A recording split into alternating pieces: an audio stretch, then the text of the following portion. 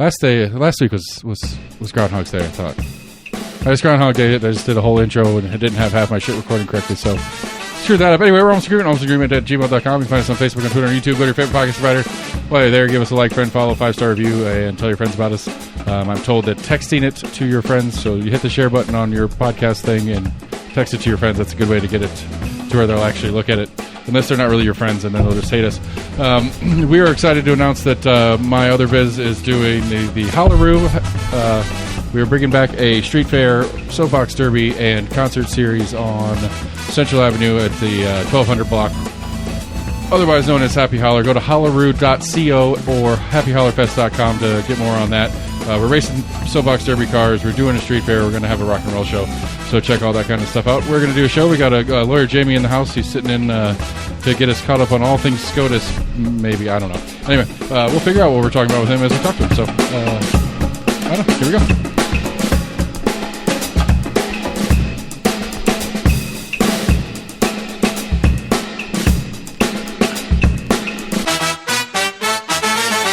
Hey, Sam. How you doing, buddy? Hey. What's new? Nothing.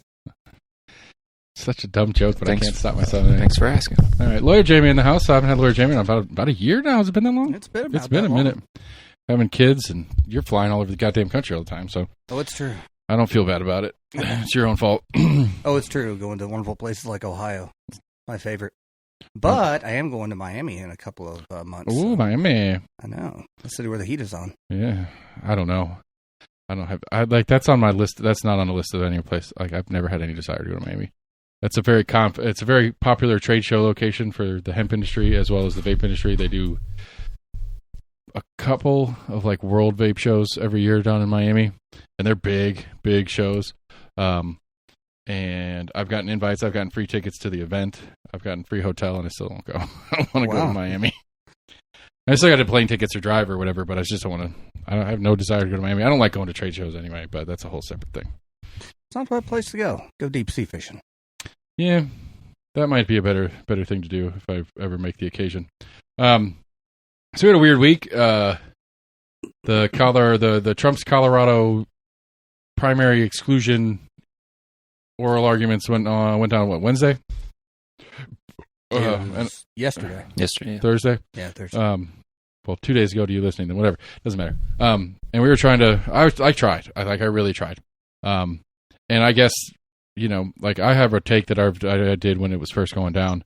And I guess we'll start with, I'm curious, your legal take on the situation of the Secretary of State of Colorado removing a name off a ballot. Well, I think, and it's not just my thought, but the fact of the matter is that there's just really no jurisprudence out there on this issue from the 14th Amendment, wherein you can disallow someone from the ballot for engaging in insurrection.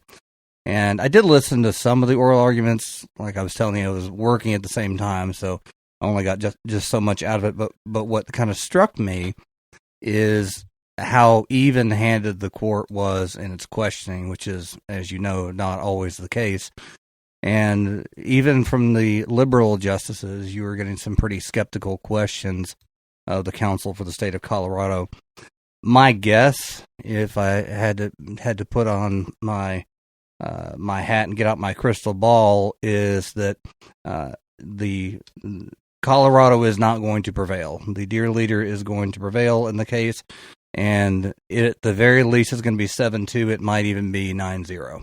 Right. I think that is the correct action. Personally, I agree or disagree with the players involved, but I think logically it's the correct action. I don't think. Because to me, I would assume, because the 14th Amendment was kind of based around Civil War, post-Civil War stuff. Correct. And I would assume that to be labeled an insurrectionist, there would be a trial prior to. Like, you can't just, or more specifically in the 14th Amendment, it says if you served on a army or it's very specific. And to what constitutes an insurrectionist to me. It was that if you held office with a nation that was fighting against us, which at that point was the Confederate States, then you can't hold office with us. Like, it seemed very specific, and it's like, well, this wasn't a state-to-state action or a theoretical state-to-state action. This was a group of people, air quotes, I guess, who may or may not have been instructed to unclearly by, as Jamie likes to put it, the dear leader. And so to me, it's like, well, I don't know. I'd like to me that the idea that the Secretary of State can choose to be the judge in a case that didn't ever happen is where I kind of get caught, because basically that's what's happening. They are determining legally that this person has committed the crime of insurrection without a trial, without a jury, without any process, and handing out a consequence as a result. And I think that's one of the things I really took away from the argument and listening to the questioning from the court is the court clearly wanted to steer away from the question of was there insurrection or was there not, because the Colorado court, that was what it in large part hung its hat on, was the fact that clearly he'd engaged in insurrection. There was there's some question over whether or not he is an officer under the 14th Amendment, but the court clearly was trying to steer away from, what is obviously a very political hot button issue, and the court, and deservedly so, has gotten plenty of criticism in recent years for being more political than it should. They did not want to touch that hot potato about whether or not there was insurrection or was there not. Right, but again, to me, I think the real maybe not in the arguments for themselves, but the real takeaway from the situation to me is that, are we at a place where we're okay with a Secretary of State from any state in the Union basically charging and sentencing a person for a crime that there was no trial for? Because that's essentially what I took it as. I mean, that's problematic in my opinion. Right. And I agree. And I think that's why this is the right course of action. Because, again, like or dislike Trump is not important to the conversation here. Correct. Because to me, it's like, okay, well, if the court had decided in Colorado's favor, and I think this is one of the things that they talked about in some of their questions from the bench, was it's like, well, what happens next time? Like, what does this open up for next time? Can maybe a more red state like Texas, the Secretary of State, decide that whoever the Democratic Party leader is, okay, just for like a pie in the sky example, because it's also currently relevant, is decide that Biden was committed some sort of act of treason because of his mishandling of classified documents, and Texas wants to exclude him from the ballot. Well, there's no case there per se. I mean, even the special counsel said that there's no case there, but can they do that? Are we okay with that being a functional thing to do? Well, and that was one of the concerns that the court harped on. I believe it was Chief Justice Roberts, if I recall correctly. In questioning of the counsel for Colorado, the counsel was making the argument that this is just something virtually unprecedented. It's not completely unprecedented, but having someone excluded from the ballot under this provision is very, very rare. So, the fact of the matter is, it's not going to open the floodgates. And Chief Justice Roberts, I believe, he pushed back on that, saying, well, impeachment used to be rare as well. Right. And that's not rare anymore. So what keeps this, in essence, from becoming the new impeachment, for lack of a better term? Sure. I mean, I think I agree with that sentiment. I think that I don't follow the court nearly as closely as you do, but like at least a couple of synopses and the little bit that I tried to sit through it is like, okay, this seems like logical takes on the situation. It doesn't seem to be as political as everybody talks about the court has become.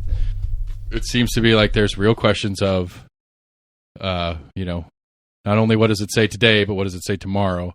And I think that's an important thing that a lot of people leave out because they're too busy hating on the plaintiff, I guess, in this case. Correct. Well, and the other issue that they kept coming back to was, should Colorado, in essence, be the one who decides whether or not the dear leader is going to be on the ballot anywhere? And they seem to have a problem with that premise. So I would be very surprised, and quite frankly, and you probably are going to be surprised to hear this, Seth, I did not want them to uphold the Colorado rule. No, I think that doesn't surprise me at all. I think despite your I don't think you suffer from the hysteria of some of the other Trump haters that are out there. Well, thank you. Is that a fair phrasing? Because there are people that like, and I mean, it's a partisan shit anyway. It's not even necessarily unique to Trump. It's just, I think, more uniquely apparent, like the Bud Light thing. Have you heard the Bud Light thing? I have heard that. So Bud Light is okay now for the red crowd again? Yeah. He put out a truth that he definitely didn't write. Which the irony strikes me that he is now for the blue can. Indeed. Well, maybe it's the red can. He said he was all the in the truth. It was all Anheuser-Busch.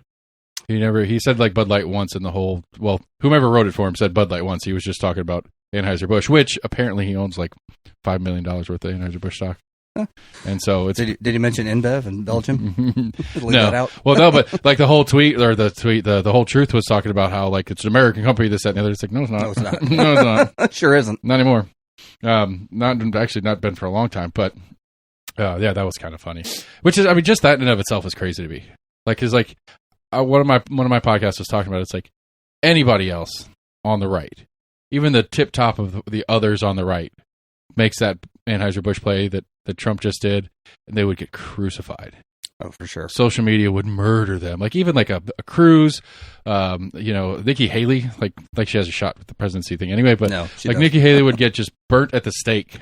Mm-hmm. For even touching that topic, mm-hmm. Which also at the same time, it's like as a conservative social movement boycott action, it actually worked. They usually don't work that well. They usually fall apart pretty quick. And this one, they're still like Anheuser-Busch is still reporting some loss in sales and all that kind of stuff. And there's long-term financial issues inside the InBev family because of what's going on. And so it's and which again, it strikes me that it's pretty clear that Trump's trying to save his portfolio. And we'll see what the commercials are here on Sunday. And we're all dumb enough to well, not we are, but plenty of us are dumb enough to look over the fact that this is nothing more than just trying to make sure his portfolio stays pretty sweet. Not that he needs the retirement money, but whatever, that's what he does. Okay, speaking of Sunday, any predictions?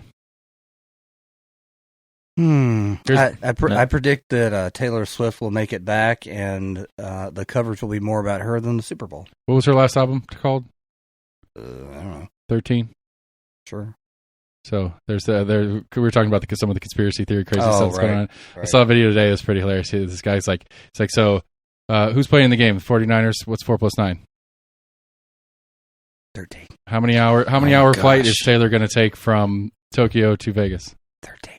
And like he went there, he lists off like 6 or 7 things. It's pretty funny. How many Chiefs games has Taylor Swift been to? 13. 12. Oh, damn. The Super Bowl will be 13. It's all a sign, man. it's pretty hilarious. It's a sign that she's going to curse Biden because at halftime after the show is over, she's going to endorse Biden for president. Yeah. I don't think she should curse it. And then that means automatically he's going to lose. He's going to lose anyway. I think he's right. I think he's going to lose anyway too. I think barring something that can actually logically, legally disqualify Trump from running. I mean, I will say that if he is actually in prison, whether it's federal or state prison in Georgia, if he is physically in prison, I think there will be a lot of people who would have voted for him that won't. Even today, if you ask them and say, I'll vote for him whether he's in jail or not, I think there's a good percentage of those people that would back off if he's actually physically in prison. How many of those people would go and try to break him out? A couple. But those people are still going to vote for him whether he's in prison or not. Oh, for sure. The people that are that devoted to it. But I mean, I don't know. It's interesting because there are some economic numbers that have come out, and it's hard to, as a layperson, it's hard to quantify because like you sit here and you look at like the different departments are putting out all their employment numbers and stuff like that, and on paper, this economy looks pretty solid, pretty good. For sure. But it sure shit doesn't feel like it. It doesn't? Not to me. Huh. And I think I'm probably the more common sentiment out there. I don't think a lot of people feel really good about the economy right now. Why is that? Well, I think it's because inflation being the thing that it is it's like, well, it went from 3% to 6% to 9%, and well, now it's back to 3%. 2% now. Okay, 2% now. That's still 14% more than it was 2 years ago. 12%, whatever the math is, a couple of years ago. It's not that far removed that I remember going and spending $200 at the grocery store and filling a trunk. For $200 grocery store is a couple bags riding shotgun. Even though inflation has significantly slowed down, that gallon of milk was $3.50 a couple of years ago, and now it's still $6 or $4.50 or whatever it is now. I think that and even though the economic factors are saying, well, we're in a much better place than we were a year ago, 18 months ago, I could still feel the difference from 24 months ago, 30 months ago, stuff like that. I think that's what a lot of people are stuck on. And then we still have the housing crisis and all the other kind of shit that's going on too. Like, I think the housing situation is another one, and it's like I don't know how they factor that into the greater economical conversation, but it's like housing sucks. Those of us lucky enough to have bought a house before this shit happened for sure. are feeling good about it. But, my brother-in-law is trying to move into Knoxville from Newport, and fuck that. I mean, there's nowhere to stay that isn't a box underneath the bridge that he can afford, really around Knoxville and stuff like that. And it's like, I don't see that. I don't see a lot of change. That city's trying to do some stuff. County's trying to do some stuff. We'll see. There's a meeting on the auxiliary dwelling units ordinance that the city's putting in. What's an auxiliary Basically, dwelling? it gives homeowners permission to put a tiny home in their backyard. And they can and where I think you can currently do it inside city limits, but you have to be the owner occupant of the main house. Where you would let people who already own homes and are renting them basically add another unit to their property. Which good and bad. I get it both ways, but I think it's a net good for the housing situation. Probably. It would be preferable that the main one of the two dwellings was the owner of the property, but that's just not going to happen. Actually, I stayed in one of those in Pensacola a couple of years ago. It was kind of nifty. It's right on the water. I mean, it's I'd be curious. I'll be curious once they start coming in what people are doing with them. If it's not ridiculous, like the little pink house that we lived in, like that. There's enough backyard there that they could do that. They could put a tiny house in that backyard, and it would be within the new ordinance and stuff like that. That was a tiny actual house, but then put a tiny house out back. But I think when we moved out, they were just about to raise rent to $900 a month for a 2-bedroom, 1-bath. 850 square foot house, something like that. It was itty bitty. Which I don't know. I haven't tried to go find out, see if it's still a rental or I'm sure the people that own the place are dead by now. They were old as shit when we lived there. And that was 15, almost 15 years ago. Yeah. But if there's still a rental unit or whatever and what the rent is on that, I'll bet you it's like $1,500-$1,600 a month now. I know that would be my guess. I know that in my neighborhood, there was at least one of the 3-bedroom and 2-bath ranch houses built in 1979, and I believe the last time they rented it, which was a few months ago, it's $2,400 a month. Now, there's one that's my house, more or less, just up the street. That was a rental listed for $2,400, and it got scooped up within months of that sign being in the yard. It's crazy.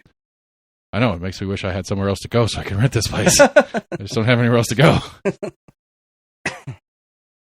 It's others add in the county plan that's moving some stuff around to try to open some stuff up. It's just, it's so weird. Like, I don't know. This is one of those things that I bitch about on the show all the time. Nobody who lives here actually wants growth, but everybody wants to move in.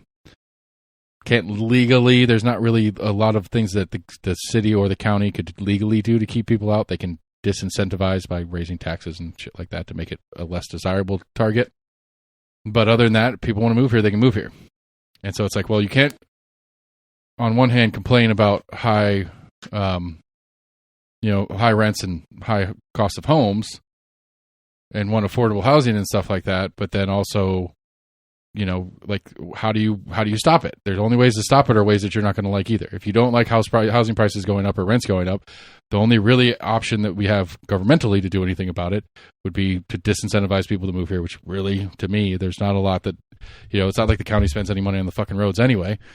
County can jack taxes up to make people not want to buy a house here, not want to move here because it's not as cheap to live here as it used to be. Which is just going to do the same action to drive the price of a home up, whether it's a purchase or a rental, because the landlord's going to pass off that extra tax into his rental fees. And so it's like, how do we fix this? And it's just one of those, like, I'm trying to put, I've asked a couple people, I want to put a little round table together and do an episode to just talking about growth in general. It's not about any of the specific plans that the city or county are trying to put together to handle growth. It's more of a, what happens if we don't do anything? Like, what happens if the city, county don't try to put any planning together, try to do any preparation, and we just, which is what we've been doing in Knox County for a decade plus now, is just kind of patch fill as we go. which is what we've been doing. Like what, like, you know, because one of the things to me is like, I think there's this notion that somehow we could stop it. And it's just that I don't know how to get that out. It's like, you're not going to stop it. You can either get on board and play along with it or get out. That's really the only options you have. If you don't like the growth that Knoxville's having, you're not going to stop it. No, I'm all for it. I mean, a business owner, yeah, bring them on. Yeah, I have a mixed feelings about it as the homeowner and stuff like that. Like there's as a homeowner, as a person who actually owns is in the process of owning a home, I pay my mortgage or whatever, you know. But like every year, I'm like the value of this house is going up, not because I'm doing anything nice to make this house any better. It's just that, you know, this house with this size yard and that kind of stuff in Knox County is getting rarer and rarer, and you know, every fucking 2 days or whatever, 10,000 more people are trying to move to Knoxville. Yeah, if Zillow is to be believed, let's take that with a grain of salt. Since I bought my house in 2018, it has almost doubled in value. Yeah, I'm about there too, somewhere in that. We bought our house in 2012. 2012. You know, and it's like, and then on top of that, we have federal issues with the Federal Reserve and their interest rates, even though they're starting to back off. It makes it really unappealing for me to sell my house. Oh yeah. Even if I had somewhere to go, it's unappealing to sell my house because it's like I was trying to explain this to one of my employees, and it's I should, like, there are terms and stuff for this that I should remember from when I learned the shit in school. But like, it's basically time value of money, because he was telling me he like overpays his mortgage. I was like, stop.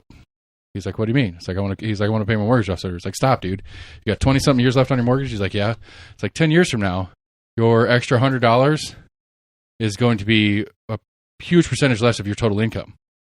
And it's going to mean way less to you to continue paying your mortgage for the last 5 years that you're trying to pay off early, because the rate's so low now. Now, if you were paying a 7 or 8% or something ridiculous like it is now, then yeah, absolutely. But if you're in a 2.5%, 3%, I think he's got a VA something. He thinks it is like 2.65. Oh yeah. I was like, don't pay extra. You don't pay a nickel over what you have to not get your house foreclosed on. There's no bonus for paying off early for you. Just stop. That money's worth more now to go buy other shit. Or, I mean, hell, you can go and get saw at one of our banks the other day. It's like they got a 7-month CD, which is a weird number, but it's a 7-month CD at 5.6%. And it's like, okay, well, take that money you were paying extra on your mortgage, put it in a 7-month CD, and you'll make 2% more than the difference in the process. Or you can be Shohei Ohtani and the Dodgers, and you could sign a 10-year, $700 million contract. They're not going to pay you till the end. Right. To be the next Barry Bonds or whatever, who's getting paying 15 years after he retired or whatever. Bobby Bonilla. Bobby Bonilla, sorry. Was it the Reds? Mets. Bobby Bonilla Day. No, there's somebody else. Now. Well, I swear it's the Reds. I don't know. That are still paying him and he hasn't played. Yeah, I know Bobby Bonilla is the poster child. It's a beautiful thing, people, when you're that good at baseball, I guess. But yeah, for the city moving stuff, what was the other one I wanted to talk about? Oh, have you seen WBR is really pushing this story? I don't know why. But it's a drug immunity law. I guess the state's trying to push through this year. Seen this one? Any conversation about it? No. So essentially, which I mean, it's so logical that I know that our state won't pass it. Basically, it says, you know, you OD or you have some acute problem while you're on drugs, that if you go to the hospital, they're not going to arrest you right at the hospital. Oh, that's thoughtful. Well, and it's basically and sadly, I guess, maybe not sadly, I don't know. I kind of get it. It's coming out of one of the Knoxville House members, because there's that story about the kid that got hit in front of Bearden High School. I didn't hear about that. It's a couple months ago. Basically, it was some dude OD'd, got Narcaned, and then left. I don't know. It was weird. Left where he was, but wasn't taken to the hospital because he said he didn't want to go to the hospital because he didn't want to get arrested or something like that. And then he drove off, and then he hit this kid walking down the side of the road in front of Bearden High School at like 2 a.m. or whatever, because the Narcan wears off and he's fucking high as hell again. And so, like, the idea is basically, it's like, so we want people to check, we want the hospitals to take them in. We want people to come in so they're not afraid of getting arrested, so that they're not back out on the streets fucked up and accidentally running people over. It's a shitty story, but I mean, it sucks that it has to involve the dead kid. Like, to me, in and of itself, it makes enough sense with or without the side effect consequence of somebody else having to die to make this a front page issue. But either way, we got there. We might get there. Most of the other states have done that as far as like if someone OD'd in your house, and happens pretty often where people are reluctant to call the cops because, sure there were others in the house that were partaking as well. And definitionally, it's a possession charge anyway. All right. And so, I don't want to call the cops. I don't want to go to jail. All right. My buddy's just going to die on my couch. Shit. It's a bad day. I mean, it's a shitty situation all around, but I mean, like, it just doesn't make any sense. I mean, I don't know. But I mean, it's not like they're changing the gun law stuff where, like, if you go to the ER with a gunshot, they're calling the cops. I mean, that's always been a thing. That they are required to, or? Yeah, they're required by law to report it if somebody comes in shot. Like, even if I shot myself in the foot, right, and tell them I shot myself in the foot, and I have a video of me shooting myself in the foot, they still have to report it. So don't shoot yourself in the foot. Yeah. I mean, I agree. I'm just saying, like, regardless of the reasoning behind the person being shot, they have to report it, regardless of the situation. Which I'm going to kind of get it both ways, I guess is what I'm saying. Yeah, I'm saying they would come in if there were signs of abuse. The doctor, I think, has an ethical obligation to notate that. According to state law, being shot is abuse. Seems kind of abusive. Okay. No, I'm just saying, like, that's what it is. I don't know. I'm not disagreeing with you. Like, I see it makes more sense to let the doctor make that call on whether it's an issue, because, like, I can see where there's a situation where there's a kid that got shot in some gang related shit or whatever, doesn't want to deal with the cops on it. It's like, okay, stay here, let me take care of this. I'm not going to bring the cops in. Just I want to make sure you don't bleed out in the street. But I have to report this, and it's like, well, and gets up and runs out or some shit like that, and then he does bleed out on the street, and that sucks. I don't think there's anything legally, even if they were afraid to say who shot them, I don't think he has any legal obligation to tell the cops exactly what happened. I don't know. We got a lawyer here. I don't do criminal law. I know. I got no idea. I don't touch anything that even sounds like that. Yeah, I don't think if so you either. lied about it, maybe they could get providing a false statement, but if you just refuse to answer, I don't think you're legally liable for any charges. It's a good question. All right, we need to find another lawyer for these questions. Yeah. I'm useless. I apologize. All right, so on a wrongful termination suit where the plaintiff claims that the defendant fired for racial discrimination, what is the burden of proof on that plaintiff? It's going to be by a preponderance of the evidence, which, basically the scale has to tip further over on one side than it does on the other. Okay. Okay. I don't know. Just I mean, it's just something I know that's in your warehouse. I'm trying to work with it. I've argued it before. I understand the worry, but I think, like you said, it's that plaintiff that's going to have to prove. Yeah, it's their burden. It's always going to be their burden. I mean, it's not if you're the state of Tennessee, not anymore. But I would think, just generically, an employer could be like, they weren't a good employee. Like, I didn't fire them because they were pregnant. Like, I fired them because they should have played a couple times. Yeah, and that's where the employer is going to give a legitimate, non-discriminatory, non-retaliatory reason, and then the burden is going to then shift back to the employee to let's say I am racist, but I didn't fire them for a racist reason. Well, there's evidence that exists that I am racist, but I fired them because they're a shitty employee. They don't show up to work on time. They're stealing money. I document that. They come and say, it's like, he fired me because he hates black people. It's like, well, no, I fired you because you stole money and you showed up late all the time. And it's like, well, here's evidence of you being racist. Like, well, was I racist towards you? Well, I mean, that certainly would be probative.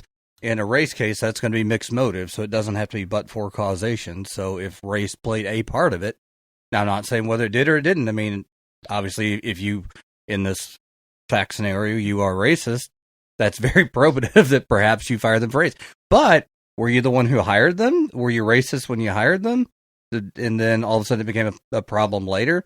mean, that certainly would be Do very... you also have other employees of color and gender and other things like that? Right, exactly. All right. I just, like you said, it was a funny rabbit hole to go down. I'm sorry. I've got a silly case now that I'm probably going to get rid of that. Like they hired the guy back at a certain age, and then 2 months later they fired him, and they're saying, well, what, did we become ageist in 2 months? So it was not quite the facts that were presented to me when I took on the case. Right. Shockingly enough. That was that was kind of the weird one with the McAllister's thing. Like, that girl should have sued for wrongful termination. That was fucked up. Not familiar with that one. It's Anthony Thompson Jr.'s sister? Is that right? Was that I think so. Yeah. Anthony Thompson Jr.'s little sister is working at McAllister's. Some sheriff's deputies come in, and apparently she slighted them.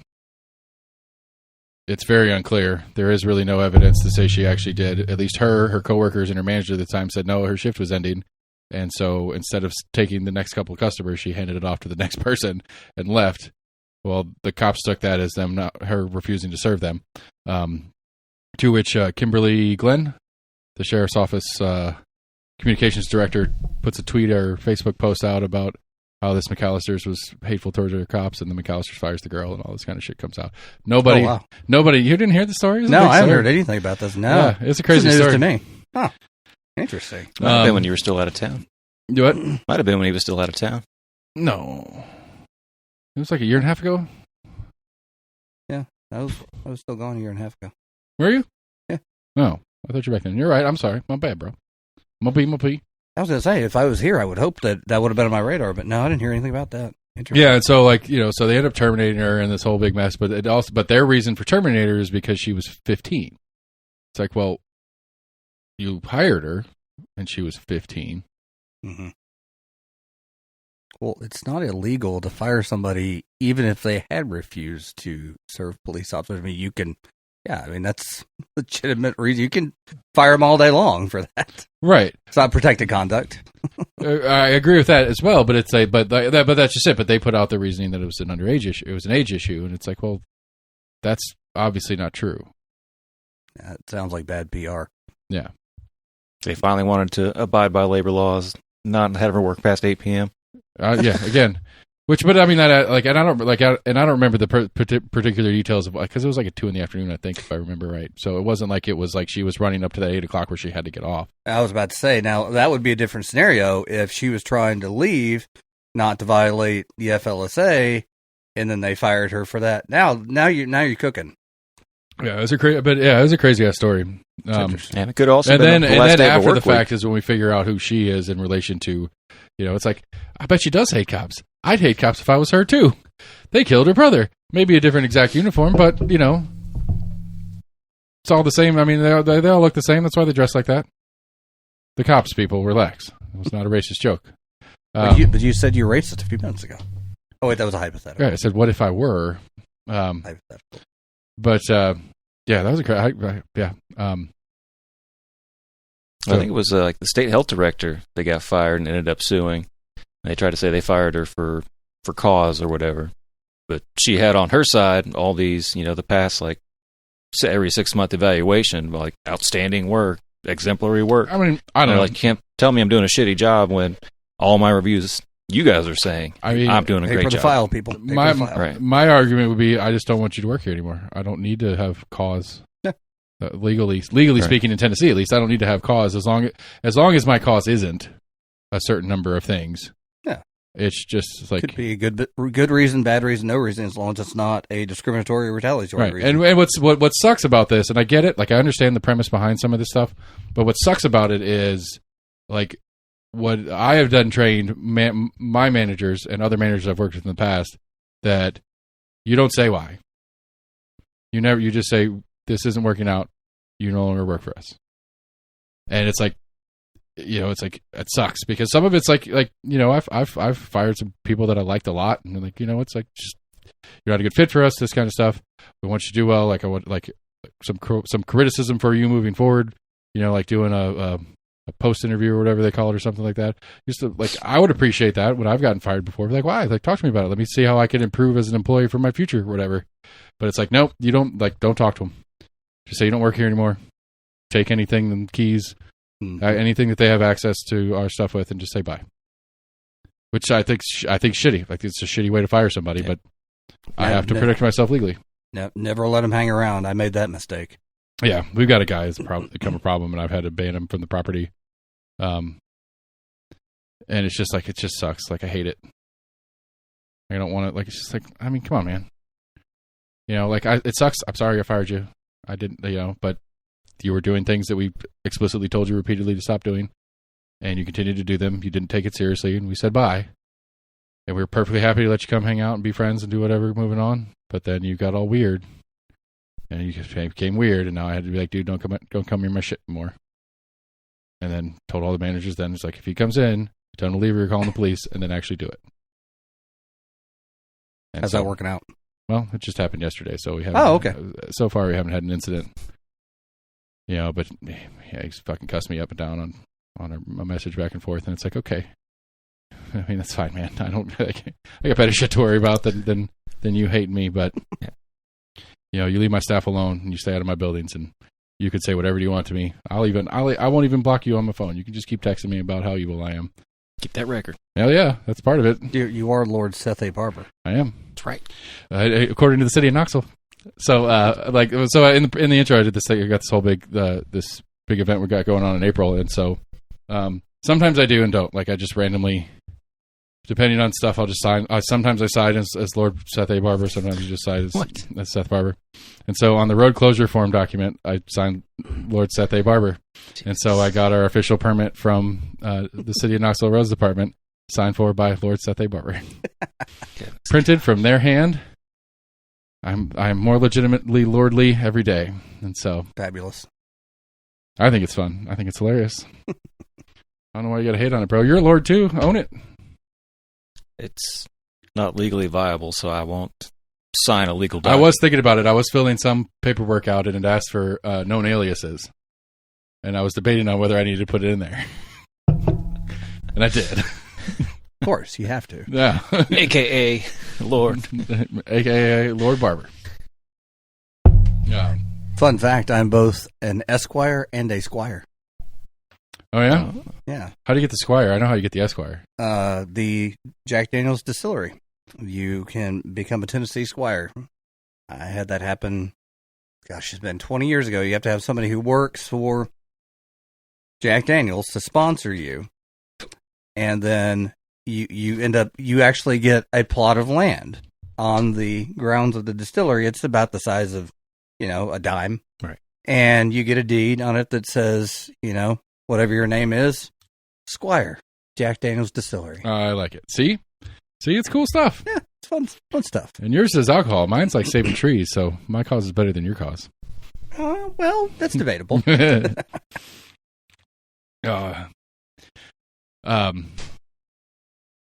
But yeah, so that whole I just I'd forgotten I'd done it, and I got the paperwork back, and I saw it on there, and I giggled to myself. And then my co-promoter or whatever that I'm working with put this thing together was like, "Am I reading this right?" It's like, "Yep, it's me." I mean, I introduced myself to Glenn Jacobs as Lord Seth, so ran into him in a Food City parking lot. I handed him my card. He's like, "Lord?" It's like, "Yes, sir." I mean, did you call him Kane? No. He said something. I can't remember what he said. He was trying to get some title, and I can't remember what it was. It was funny. I mean, he's trying to get governor as a title at some point. That's for sure. That's the big one. Gloria Johnson. Ah, yes. Do you follow this story? Anybody want to lead this off for me while I get myself another drink? A little bit. Give me the background. She's running for federal Senate and state house. And I guess at some point, I don't know when she would have had to announce the House. I know she'd already announced the federal Senate, but she's now running for both simultaneously.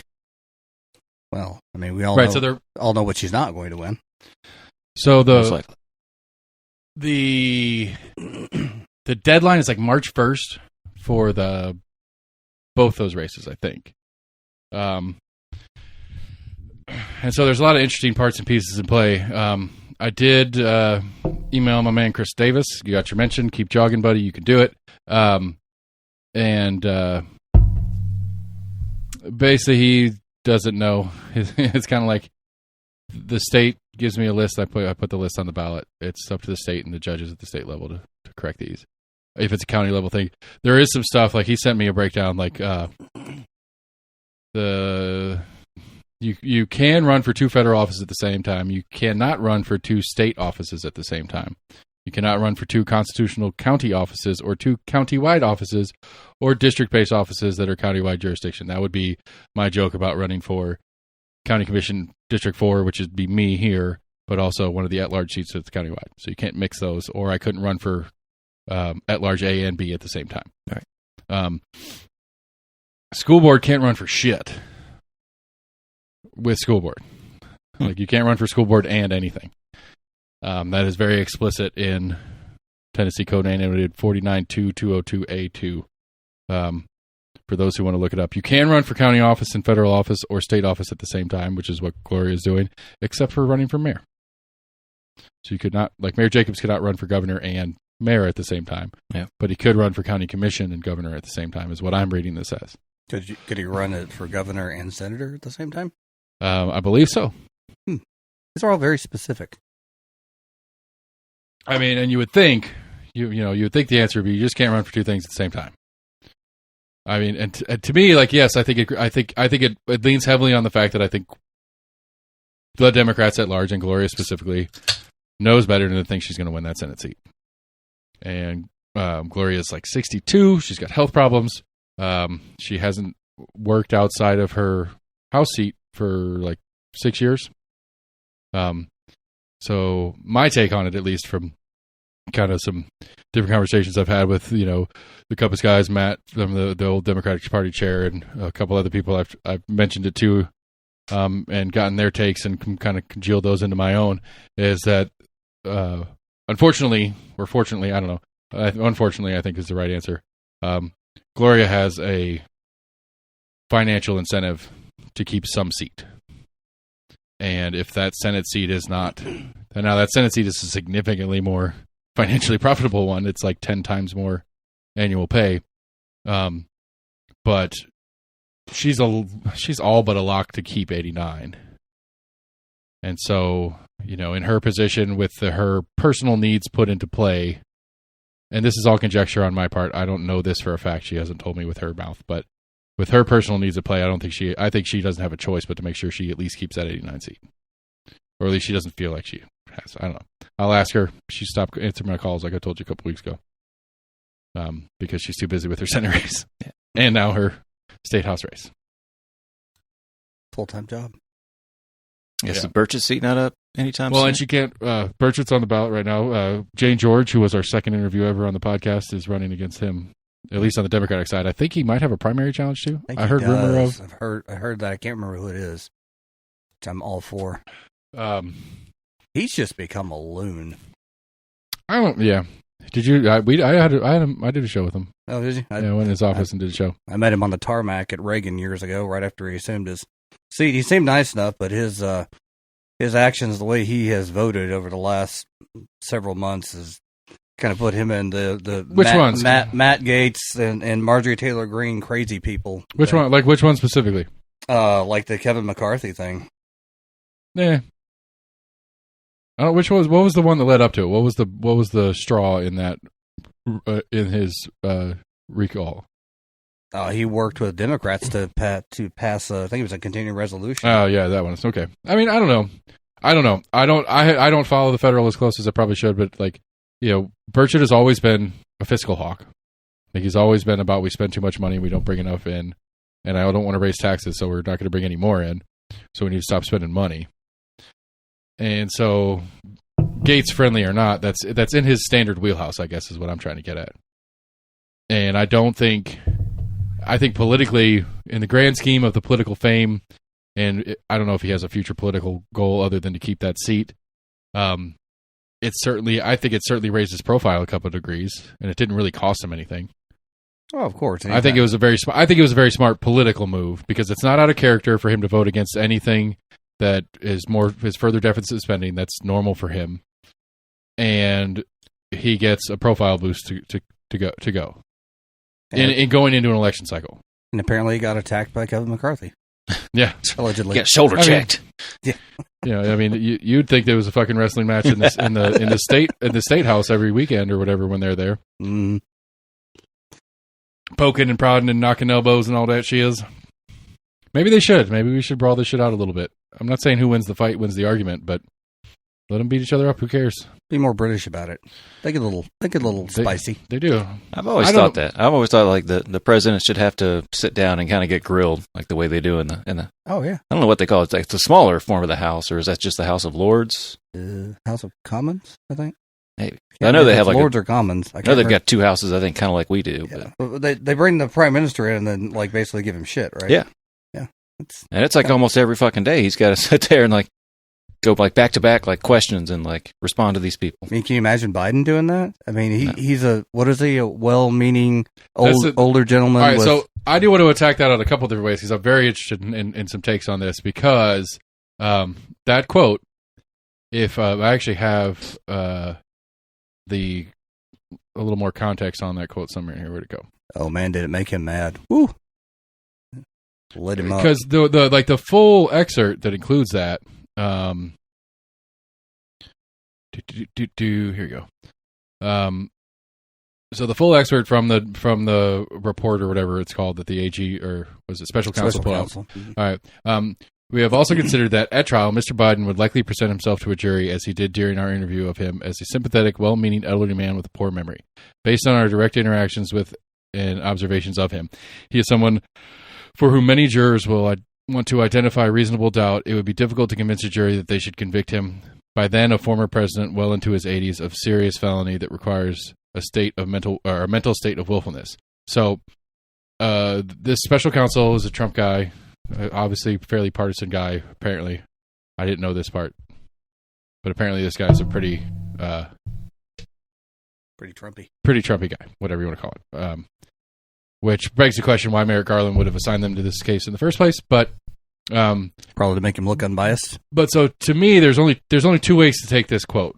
To me, there's either Trump's an idiot, or not Trump's an idiot. Well, Trump's an idiot too, but either Biden's like actually, significantly mentally degraded, and it's clear to the interviewer when trying to talk to him that he can't remember stuff. He can't recall, which is again is a normal tactic when you're in one of those grilling sessions anyway. But he can't recall. He can't remember certain parts of it. I mean, like, if there was some more in it, that there were some quotes about like he couldn't remember when Bo died. What years he been vice president? Right. What year he was vice president? Referred to himself as a senator when it was a different. Like in this situation, he referred to himself as the senator instead of being the vice president at the time and stuff like that. And so there's that's option A to me. Option A to me is he's actually lost his fucking mind, which sometimes it feels like I've seen some interviews with him and it feels like that's. Not interviews, but press conferences, whatever, where it's like, okay, that seems reasonable to make that leap. The other way to take this is he is that diabolical that it is a show. Because to me, this is a special prosecutor that says, I'm not taking this to trial, not because it is or isn't criminal, but as I can't convince a jury because they're going to sympathize with this dumbass old man. Not that he is or isn't a dumbass old man, but they're going to think he is. And they're going to treat him as such. I can't get 12 people to agree that this decrepit old man is smart enough to have done this. On purpose, at least. That'd be the willfulness part. Yeah. And so it's one of two options. I don't know how else to take it. If I'm reading between the lines too much here, please help me out. I've read some criticism. I want to say it was former, Justice Department employees that thought this was a little outside of what should be in a typical... What's necessarily needed in it. Right. I don't disagree with that. Like, I mean, and again, but the other side of it, too, is just in the whole... Some of that was in, like, the first paragraph of his report. Just in the whole, like, premise of, like, what is happening here, it's like, to be a Democrat right now and in Democratic leadership, it's like, well, when Trump says that Biden's a criminal, too, and points to this, it's like, here's a report where it's not worth pressing charges because it's not really that criminal or whatever. It's like, yeah, but that's the report that also says that he's a doddery old man. Mm-hmm. And so the Democrats have to somehow point to that report without allowing that part in. And it's like either we trust the guy that did it because he says that Biden didn't do anything wrong, or we don't trust the guy because he's lying about Biden's mental capacity.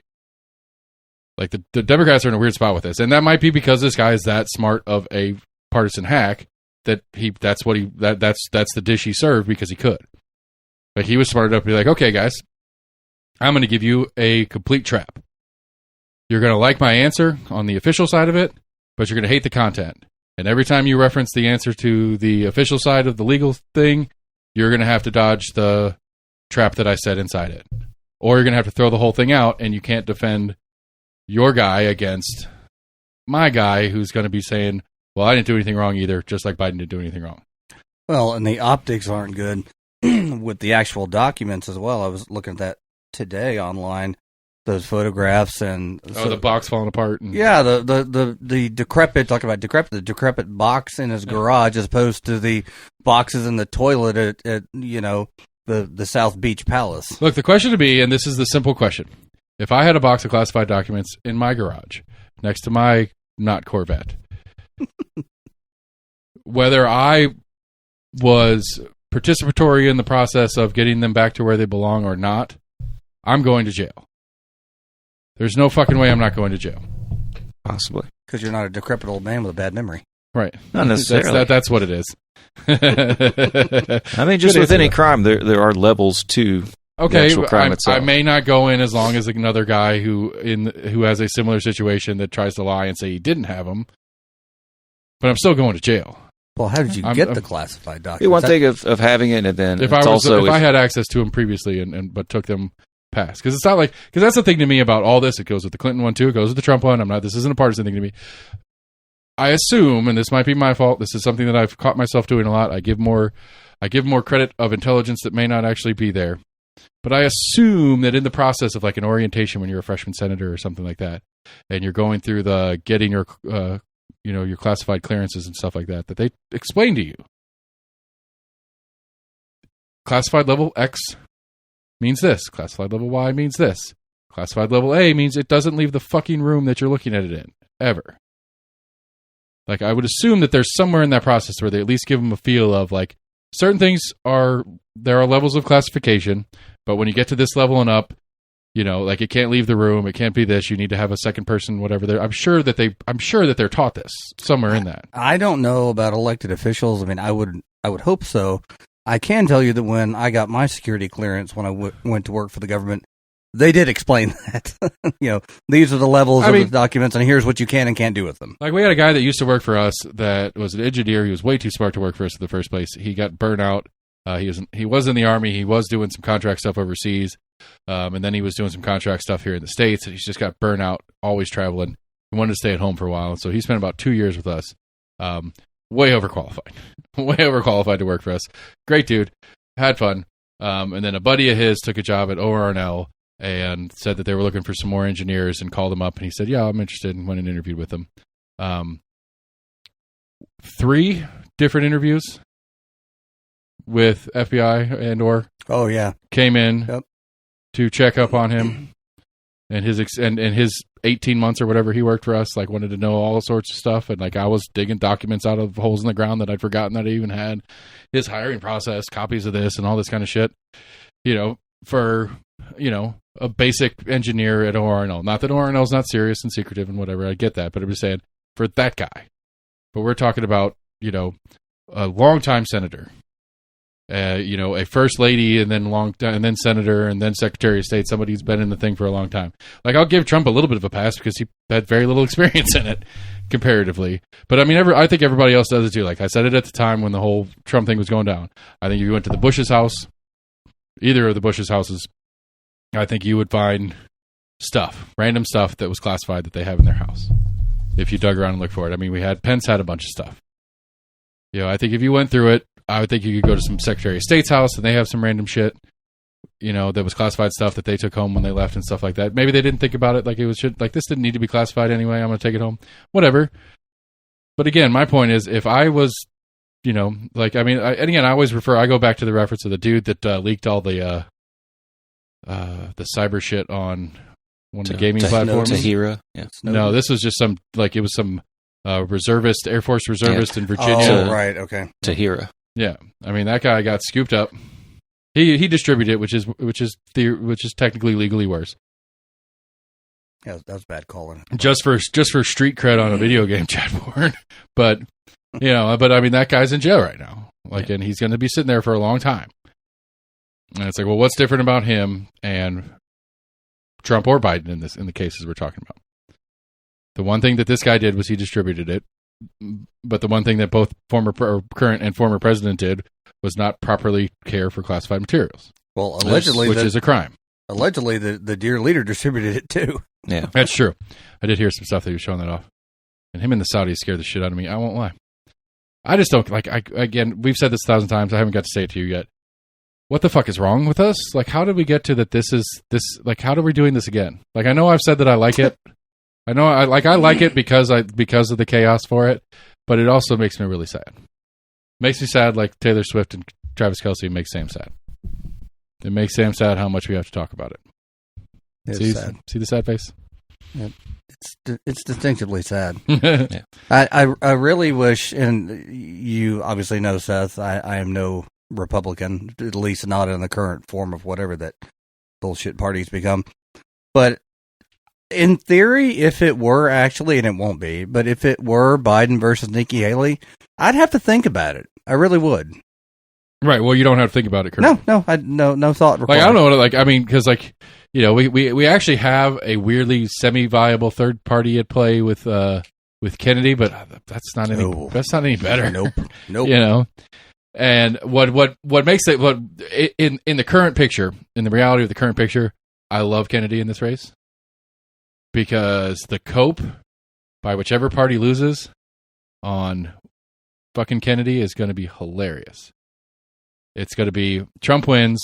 The Democrats they're not mad at Trump. They're mad at Kennedy because their argument's going to be that everybody that voted for Kennedy would have voted for Biden if not for.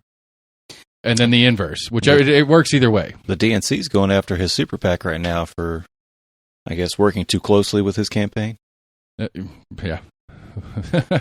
I mean, sure. I'm sure they are technically. He was in town. I wish I would have swung. I wish I would have tried to go to that rally. That'd been interesting.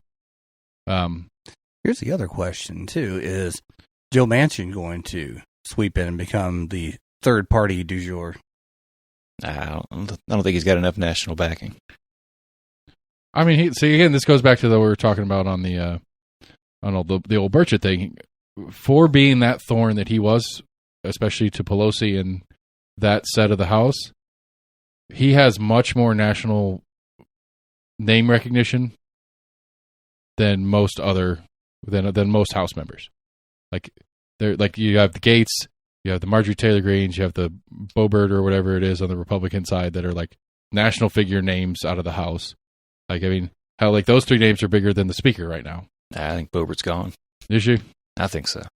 Oh, she's going to not keep her seat? She moved districts. Yeah, she moved districts. No. Anyway, you know, but then you have the Pelosi's and that whole set on the Democratic side. But you really have like 5 or 6 total House members that have like national gravitas, for lack of a better word. And I think Manchin, the Looney Tunes. I think Manchin and Sinema, for that matter, for that stretch of time, which how much of a problem they were to that Democrat control conversation or whatever, gave them national credibility is not the right word, but at least national recognition. People know the name. I wouldn't say that endeared them to a lot of people, to where I would think they would. Well, I mean, but Kirsten Sinema is a media whore, true or an story. attention whore, rather. Not a false statement. I see no lies in that. But it depends on what you're targeting. It depends on how you're playing your ad game, because everybody, like people that hate Democrats or hated Nancy Pelosi and hated the Democrat control of the House or whatever, are going to look at Manchin as a thorn to them and see him in a positive light. Where functionally and all that kind of shit, he is more of a Democrat functionally at base, and so he's still going to have some appeal to Democrats because most platform stuff he's on the Democratic side of the aisle. But he's a Democrat that's willing to stick it in the eye of Democrats, and that's going to, especially people that are like fuck Trump, goddamn. He's one of those that's a middle ground for that person. Because it sure shit ain't Biden, but it's not Trump either.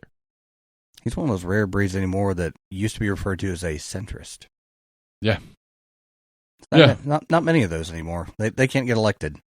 No, and I'm like, and on the local side of it, I'm very curious. I'm very curious how some of these primaries are going to start rolling out. 'Cause, early voting starts on Wednesday. You know, because like, I don't know. I mean, the early voting is the presidential primary and the county primary.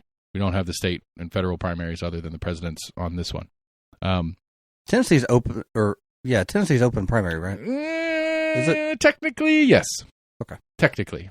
So I want to go vote for Nikki Haley. I know it's not going to matter, but you're going to see a big poster. It is now that you put it out in the public on record. Not really. I've done it. I've done it a bunch of times. There's a guy that I'm Facebook friends with in the local political sphere. Every year he sends a letter to the Secretary of State that says, I'm going to violate, there's Tennessee Code A noted, whatever, which basically says you are not permitted to vote in a primary of which you are not a bona fide member of. They did pass a law last year that we're going to have posters at the polling station that says as much. But it's one of those fun laws that has absolutely no teeth. It's like a Class C misdemeanor. But the process is hilarious. So if like one, the standard of the Tennessee and the Tennessee Republican and Democratic parties bona fides are really, I mean, they're on paper. Like there's for at least the Knox County Republican Party, there's an affidavit you have to sign, and their rules are 3 out of the last 4 presidential primaries you have to have voted for the Republican. And then you can't have donated to a campaign of a non-Republican for a certain period of time or something like that. Like it's pretty clear on paper. But so the problem is, for most people who don't donate, that's not an issue, but that whole primary part is. But I would have to be in line and see you take a primary ballot for a party, and then bring attention to that and say, okay, that guy's not a Republican, he took a Republican primary. And then the Knox County Election Commission, 3 of the Knox County election commissioners would have to hear the case. 2 of them will be Republicans, 1 of them will be a Democrat. So the only way you get charged with said Class C misdemeanor or whatever it is if it's a unanimous decision between the 3 of them. Guess what's not going to ever fucking happen? I was going to say there's a bad chance. And so it's like this really stupid, complicated thing. And like there's Victor Ashe, who's the other guy? Former city of Knoxville mayor Victor Ashe and one other guy. And Victor Ashe still calls himself a Republican. And it's a prominent Democrat around town. Filed a lawsuit against the state about this law that's going into effect in this election cycle, where they're putting these big posters. Like it's a required 2-foot by 3-foot poster that states this law that's going to be behind all the tables or whatever at your voting locations. They're basically saying that it's voter intimidation, because most people don't understand what any of the fucking words on there mean, other than it's a crime to pull a primary where you're not bona fide. Nobody knows what that means. Not most people, at least. And so, functionally speaking, it is likely that people won't pull primaries because they're afraid they're going to commit a crime. Which technically, I guess they are committing a crime, but they don't understand that it's pretty much an unpunishable crime for them to do that. And so I got to look at my ballot again, because I got to see, I don't know which one I'm going to pull. Traditionally, I pull Republicans' ballots because of my districting and all that kind of stuff. The Republican primary is 9 times out of 10 the actual race in the first place. But I got to see which one I'm going to pull, because, for the president, I mean, I'll probably pull the Republican, because now that I'm thinking about it, there are no primaries on the Democratic side in any of my districting anyway. The handful of races that have Democrats in it are unopposed Democrats, so they're going to be on the general no matter what. And then there's a couple of races that do have primaries. My District 4 and County Commission being one of them for sure. And so I'll probably pull the Republican primary. Although, I don't know, I'll be interested to see the general in this one. It's going to be fun for me. District 4's kind of getting purple. Ooh. I don't know. District 18, I'm not, I'll argue that the demographics aren't what everybody says they are in District 18. District 4, I could see it. We did vote a Democrat in school board. So we'll see. But I don't know. It was just all in the name. Who doesn't like cats and bikes? Right. Well, it's like, but Edwards is a pro-voucher school board candidate, which makes zero fucking sense. Huh. It just doesn't make sense. Which, the school board, because Mike McMillan died, the school board had a tied vote of 4-4 on whether they're going to send a resolution to the state to say, please don't do this voucher bill. Really? Yeah. Which Mike McMillan probably would have voted against it, so we would be where we are anyway. So it's the same result that would have happened if Mike McMillan hadn't died.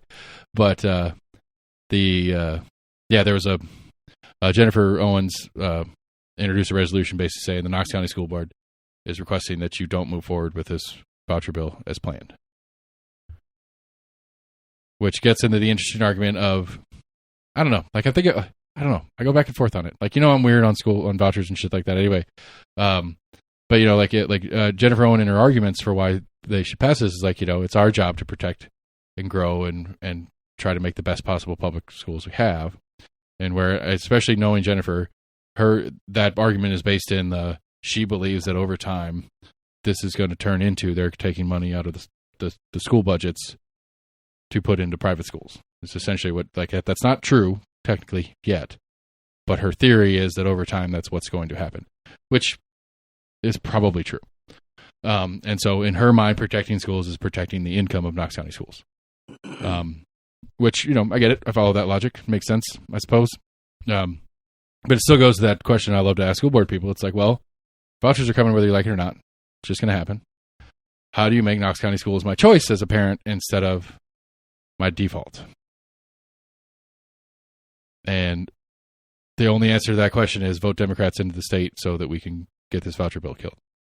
It's like that doesn't answer. So you're basically saying you can't. You cannot compete with private schools. But then I get in trouble for the false assumption that private schools are better. Like, well, how, if they're not better, how can you not beat them? Doesn't make any sense. How can you not make them the choice? It doesn't, I don't understand. Who's saying they can't beat private school? If we, Jennifer Owens was like, well, if we keep losing money and the state keeps taking all our money away, there's no way we compete with private schools. I would say to some private schools that are more well-funded by their students and family, that are three alumni. times what the voucher is going to come out to be anyway. Right. Which nobody could still know. The same people that can afford it now can afford it then, and nobody else can. I did make that joke because Chris Davis has his kids in private school. I would think that would be some kind of evidence that possibly, or the theory, stands that if the public schools had a little bit more funding, maybe they could. There's data on it, and it's completely non-conclusive. Like you have states apparently it's Mr. I forgot his name. Ron McPherson, the budget guy for Knox County Schools. I was asking him about it. It's like you have states like Massachusetts who has the highest per pupil spending of any state in the nation, and then I want to say he said Utah, who has the lowest spending per pupil.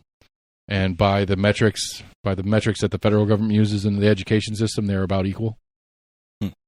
And so it's like, well, so the data doesn't say whether more or less money makes it work. I'm sure there's other parts on why Utah does better because of the Mormon population or something like that. I don't know. Or there's less kids in the public schools because the Mormons homeschool other kids, which I think is true. Mormons homeschool, right? No idea. I think the Mormons homeschool, so maybe they have more.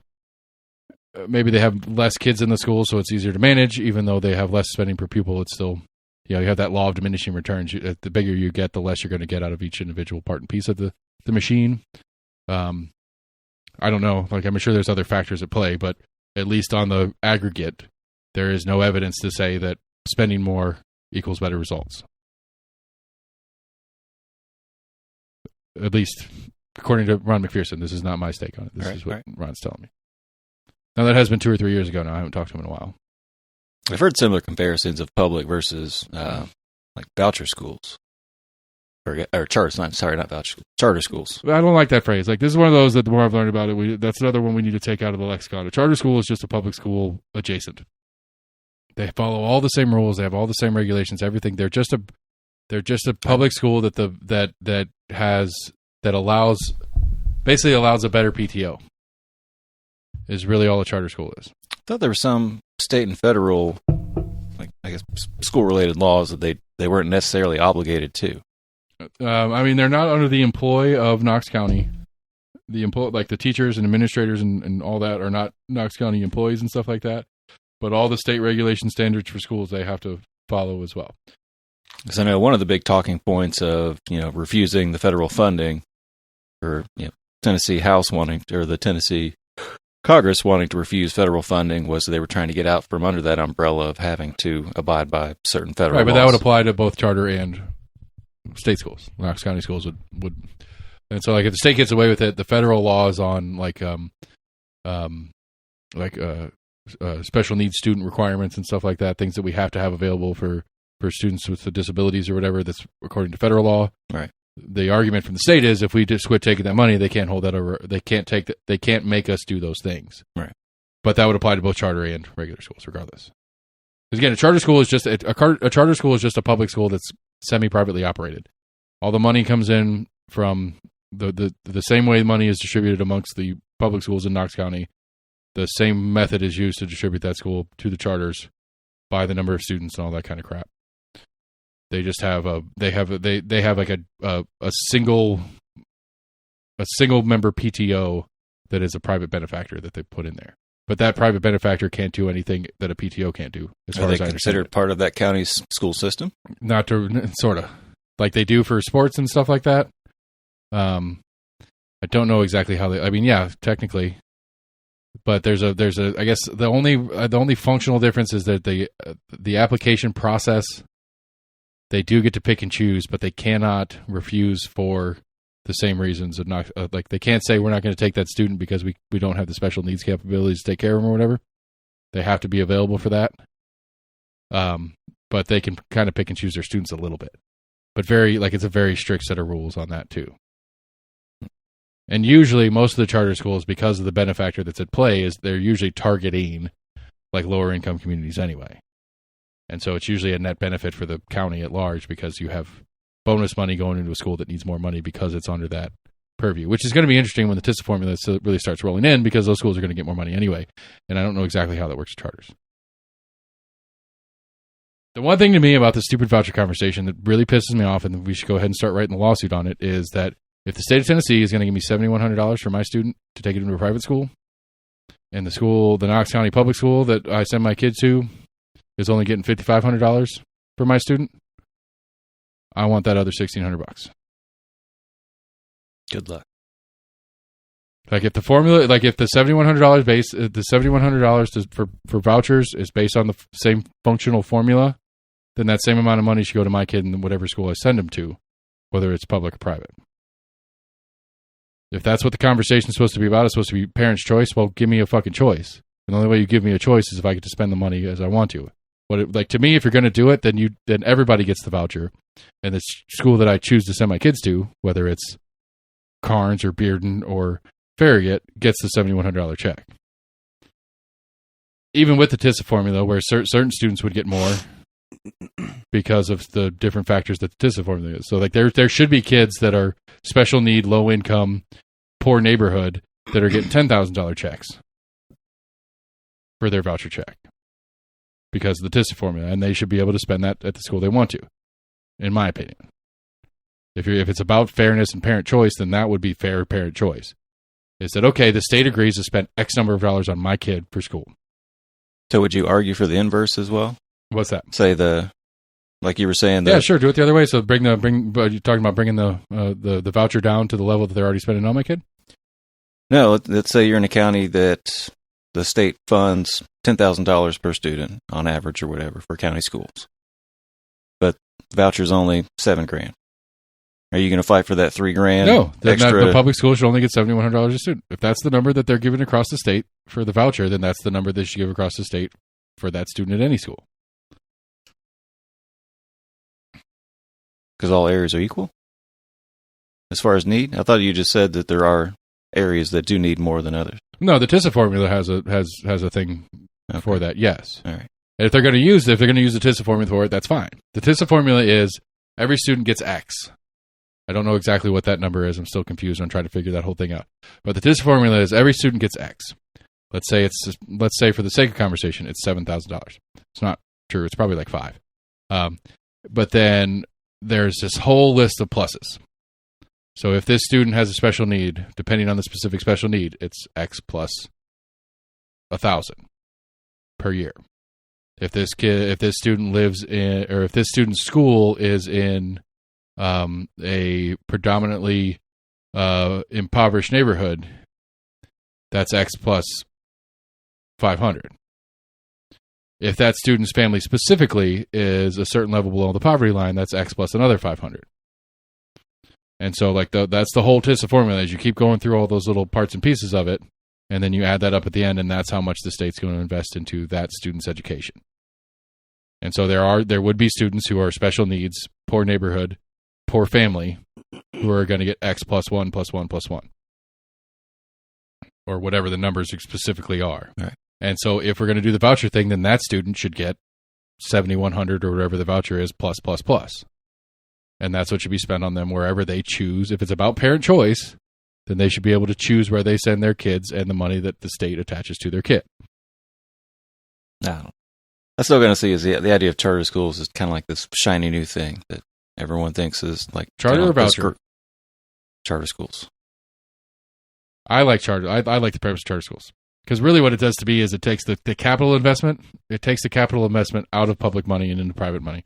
That's the biggest thing. That's the biggest functional difference in charter schools. Everything else is more or less the same. All the standards apply. All the rules apply. All the testing applies. All the money applies as a public school, as any other public school in the county. It's just that initial capital investment doesn't come out of... the whole Hillsdale thing is all religiously associated. Because correct? Hillsdale is a voucher school. That's a difference. I thought they were a private school. Okay. I do. But they've been, might be right. they've been the biggest one pushing the whole voucher thing? They were behind a lot of the voucher movement, yes. Until they got all tainted and gross, and then they disappeared for political purposes. Jamie, you having fun, buddy?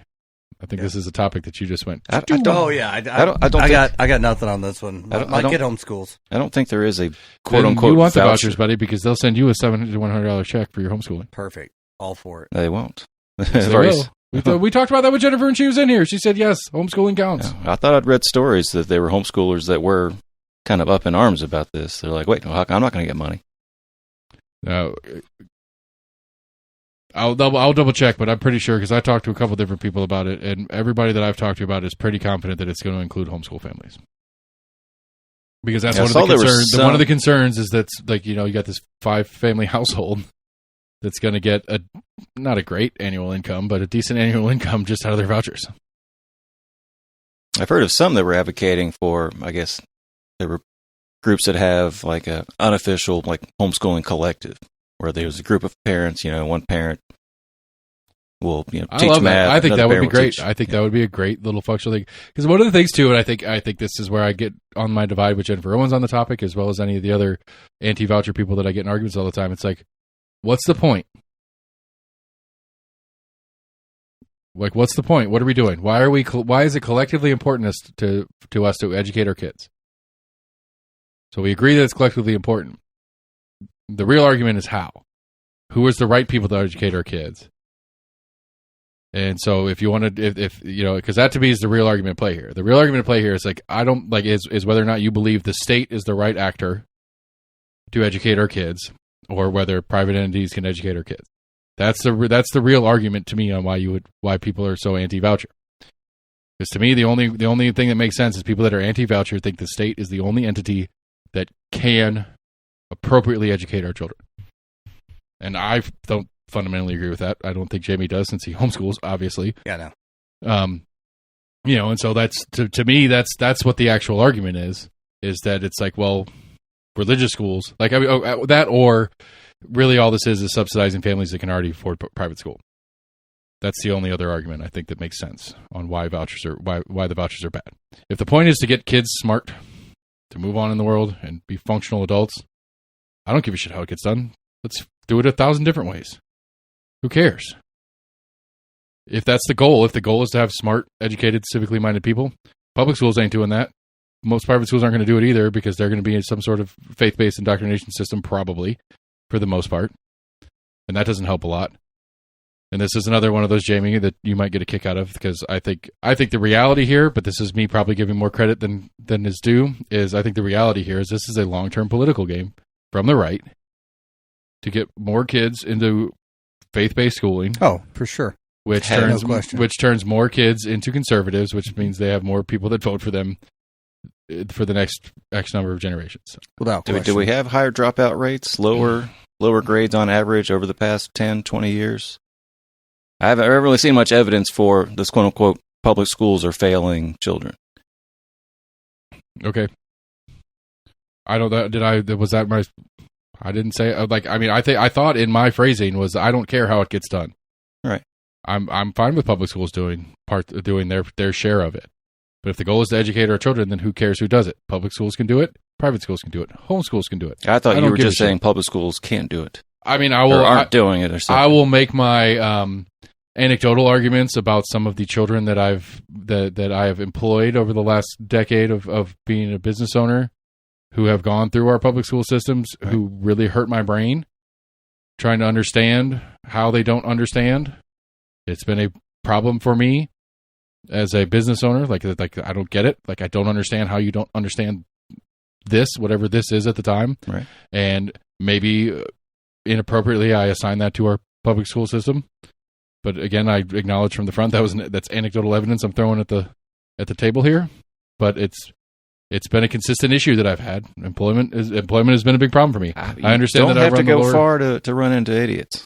Okay, but they all went through this. Go to Fox News, you'll find plenty. Yeah, but I don't disagree with you. I'm just saying but what is that? Why are there so many idiots out there? You Why have is it to easy? put that on the person as well at times. Okay, it's not always. I mean, just with an employer. I mean, somebody's a shitty employee. Are you going to blame it on the trainer?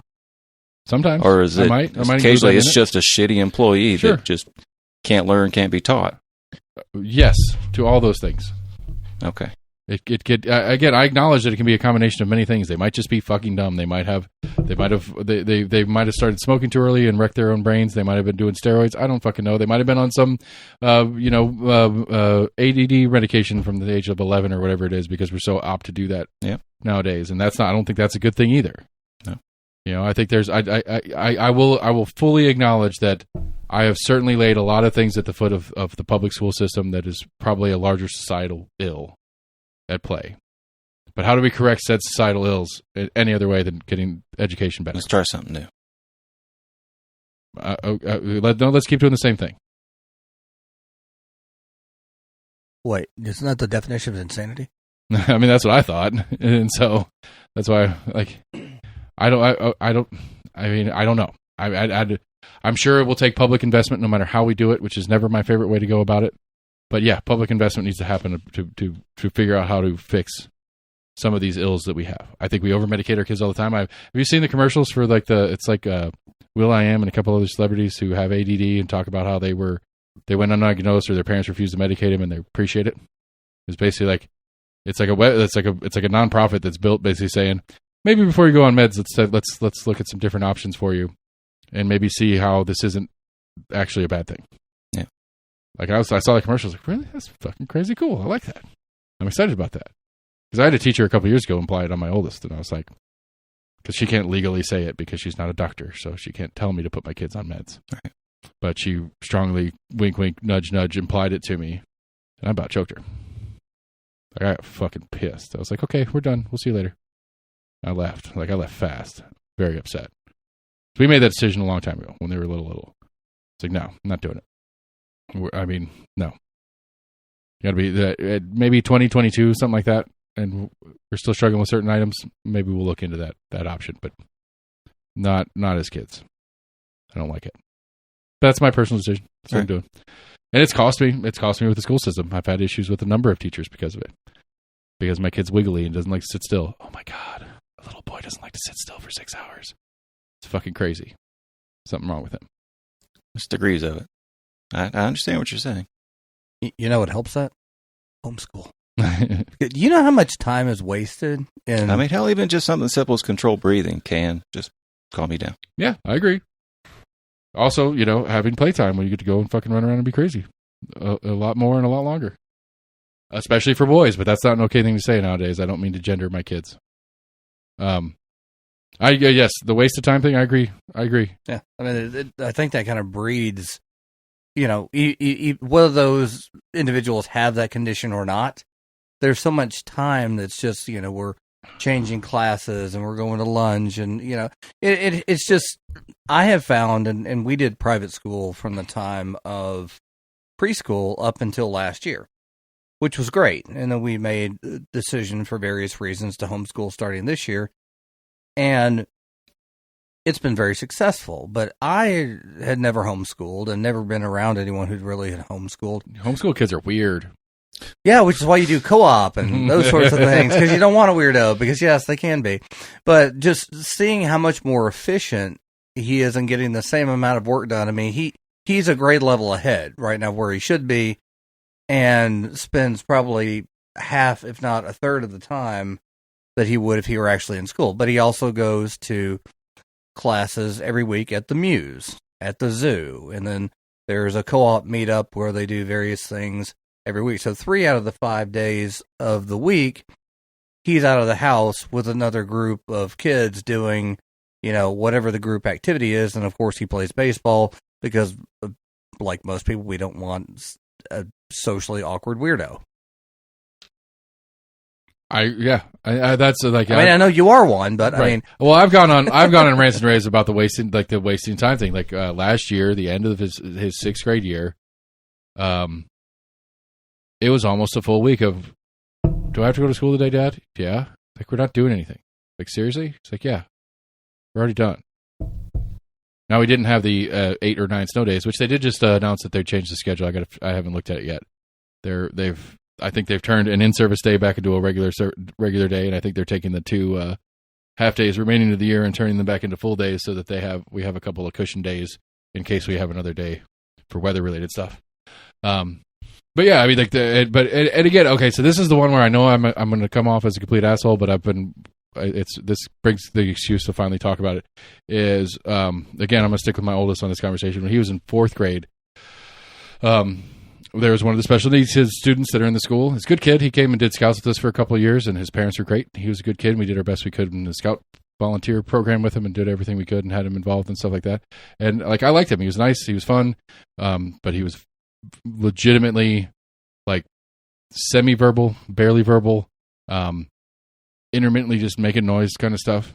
And mine would come home being like, I don't know what to do in class, Dad. Like, what are you talking about? It's like, for like a third to a half of the day, he's in class with them. And it's like, I've sat in a quote unquote quiet setting with this kid when we're doing scout meetings or whatever. He doesn't sit for 30 minutes without 10, 15 significantly loud interruptions. And it's like, I don't know what to tell you, man. Personally, I don't think you should be in the classroom with you.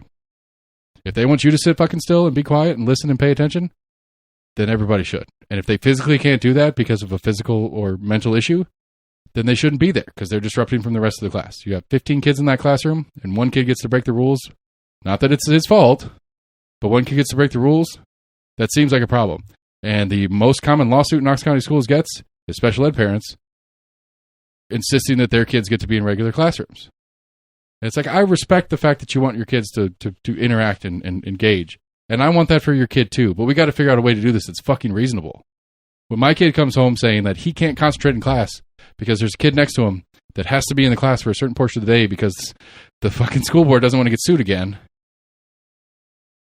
And this kid just randomly every minute or two just starts making noise or gets up. Like, he'll just get up and walk across the room. Like, he did that to us 1,000 times in Scouts. He would just get up and walk. And then, like, I was leading the thing. And he just gets up and walks and starts poking me and, like, touching me and, like, hugging me and stuff. And it's like, okay, buddy, try to, it's like, can you imagine as a teacher with a classroom of 14, 15 kids, just having a student just coming up and just touching you?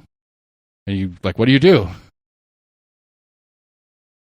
And it's like, I don't know what the right answer to this is, but and again, nobody's willing to say what I just said because I know I sound like a fucking asshole right now. I know I do. But it's the fucking truth, and nobody's willing to talk about it. And if I went to a school board meeting and did this pitch in a much better tone than I'm doing it right now, I'm going to get laughed out of the room by all the school board members, and I'll probably never get to talk to a school board member again because they're going to think I'm the biggest fucking dickhead on the planet. But it's the fucking reality, and nobody's willing to say it. I did have a former school board member tell me in conversation, the biggest problem with public schools is the special ed requirements. It's the most expensive thing that they have to fucking deal with every day, every year, over and over and over again. The requirements that they have to do to make sure these special ed kids are integrated and interactive and doing all this kind of stuff is beyond anything that's reasonable or functional. But through fear of lawsuit, Knox County Schools is super, super sensitive about it. And so what do we guess, 10-15% of the students, it's probably a high number, that fall under this category are controlling 80-90% of how the budget gets spent, because we have to make sure that 10 or 15% student doesn't have parents that are going to fucking sue the school board. That's a fucking problem. And again, I don't know the right answer. I'm not trying to pretend like I do know the right answer here. But it doesn't seem like a very logical way to move forward, especially when we're complaining about parents wanting to get their kids out of school and maybe take a voucher to send them to a public or to a private school, because then maybe they want to get their kid away from that. I don't think it makes you an asshole if you're a parent that has this problem too out there, in case you were wondering. I would find it to be somewhat surprising if that number of individuals and parents would actually try to press legal action, because more often than not, they're going to do so with an attorney, and you've got two scenarios under which you could do that. The attorney could take it on an hourly basis. I forgot we have a lawyer here. Yeah, with a retainer. I'm trying to bring some practical sense to this. With a retainer, and they're going to spend $100,000. Yeah. Or we had one last year. It was like a group of three parents. Sure. Got together and did it. I mean, it's going to happen, but the other instances, you're going to have it on contingency, where the lawyer is only going to get paid if they recover money. And I can tell you from personal experience, the county is loath to voluntarily pay money, because even if it's right, and as an attorney, you avoid that because you're only taking it if you think you're going to actually fucking because you're going to lose your ass, and whether you make money or not, the mortgage is still there. So I would be very surprised to see many attorneys take those sort of cases unless the evidence was very, very solid, and whether they're doing it on an hourly basis, which is very rare. Well, I'll put it this way: Knox County Schools had when Ryswick took his superintendentship, he put a volunteer group together of parents and some admins and stuff like that to specifically look into the problems with Knox County Schools special needs stuff. And that went from a temporary thing to that's now a full-time, it's volunteer, unpaid position thing, but that is now a full-time board that's that's like subservient to the school board, that is on constant watch for violations of special needs interaction, whatever the law stuff is, whatever the term is for the law stuff that surrounds that. Because Ryswick has found, Ryswick has been, he'll be finishing his second full year this year, I think. I believe this is his second full year, and I think they just finished their fourth lawsuit since he took the superintendent that involves special needs students. It's been a constant thing with Knox County Schools. Well, I can't whether the attorneys are getting paid or not. Well, what I can tell you is that, not really in the lawsuit context, but I've had a number of issues come up with clients where, the allegation at least is that Knox County Schools is not doing what they need to do as far as IEPs, individual education plans, or Section 504 plans, and, counsel get involved and help facilitate the process along with counsel for Knox County Schools. And more often than not, I think maybe even 100% of the time over the last 10 years that I've been involved with that, they get resolved. I mean, it may be a little bumpy, but it gets resolved. It doesn't result in a lawsuit. Well, okay, but what are those resolutions? Because I think that's the point. I think that's half the point. Is that the resolution is that the school board or the school and the administrators are adjusting to what the parents are alleging to fix that problem. So they're reinserting the kid into the classroom because that was the complaint of the parent, or they're adding an additional counselor or tutor or something to the kid's day-to-day routine. I get it on the front end. If the standard is set by whether it's the federal government or the state of Tennessee's requirements, that a parent's complaint is that that requirement's not getting met, and the school board says, you know what, you're right, we screwed that up, let's fix that. I guess my argument is the requirement the correct way to play it, is what I'm talking about. I get where you're on the legal part. I 100% get you. Because if the school board, if the 504 or whatever you're talking about says this is what's required for this student, and the parent alleges this isn't, and lawyers get involved and the thing happens, the school board looks at it and says, you know what, you're right, we missed that thing, we'll fix that, and that's the resolution of the case. I think it's more of a compromise. Is that what you're saying? Yeah, I mean that's really what it oftentimes is, because the group, I guess for lack of a better term, involving the school officials, the team, I guess is the appropriate term, but the team gets together and they discuss, the needs of the student and the realities of the classroom setting and the requirements and those sort of things. And where the student has needs, obviously medically supported and whatnot, then they have to work through an interactive process to come up with an appropriate plan and implement it. And in my experience, at least, more often than not, probably 9 times out of 10, if not more often, it's been a few years since I've dealt with one of those issues, is whether or not the school officials involved were maybe not doing as much as they should have before the attorney became involved. Once the attorney does become involved, they sort of say, okay, what do you want? And we have worked collaboratively together and have been able to resolve the issues. So I personally think that Knox County Schools does a pretty good job of that. And not to say that there's not going to be outliers. I mean, there are always going to be sort of your rogue school administrator, your rogue teacher, whatnot, who doesn't do the right thing. But I think overall, in my experience, Knox County Schools does a pretty decent job in working their way through that. So I obviously right, they do a pretty good job of avoiding an actual payout through the lawsuit process. Again, my point, I suppose, is not that Knox County Schools doesn't do what they need to do to avoid getting sued. Knox County Schools doesn't do what they need to do to abide the standards that are required of them by the state or federal government or even the local school board's rules on topic X, Y, or Z. My complaint is whether or not the standards in play are the appropriate standards in play for all students, not just the student in question. Using my example, like if the parents of my kid's classmate, they say, well, the law says that my student should be in a regular classroom with regular students for X percent of his day, and the teacher in that classroom keeps removing him because he's disrupting class, he's not getting the required time in class he needs. So lawsuit gets threatened, that kind of thing. They come, the lawyers get involved. The administration does their thing. They go, okay, well, teacher, you're not allowed to remove him from the classroom, whether he's interrupting or not. That resolves the legal issue at play. They're following the standards they are required to by law. But is that the best outcome for all parties involved? On the legal set, sure. Because the school's not getting sued and losing money. The parents are getting what they're asking for of that particular student. But then there's the other 13, 14 students in the classroom and their families who are having to deal with the consequence of a student who is constantly disrupting the classroom.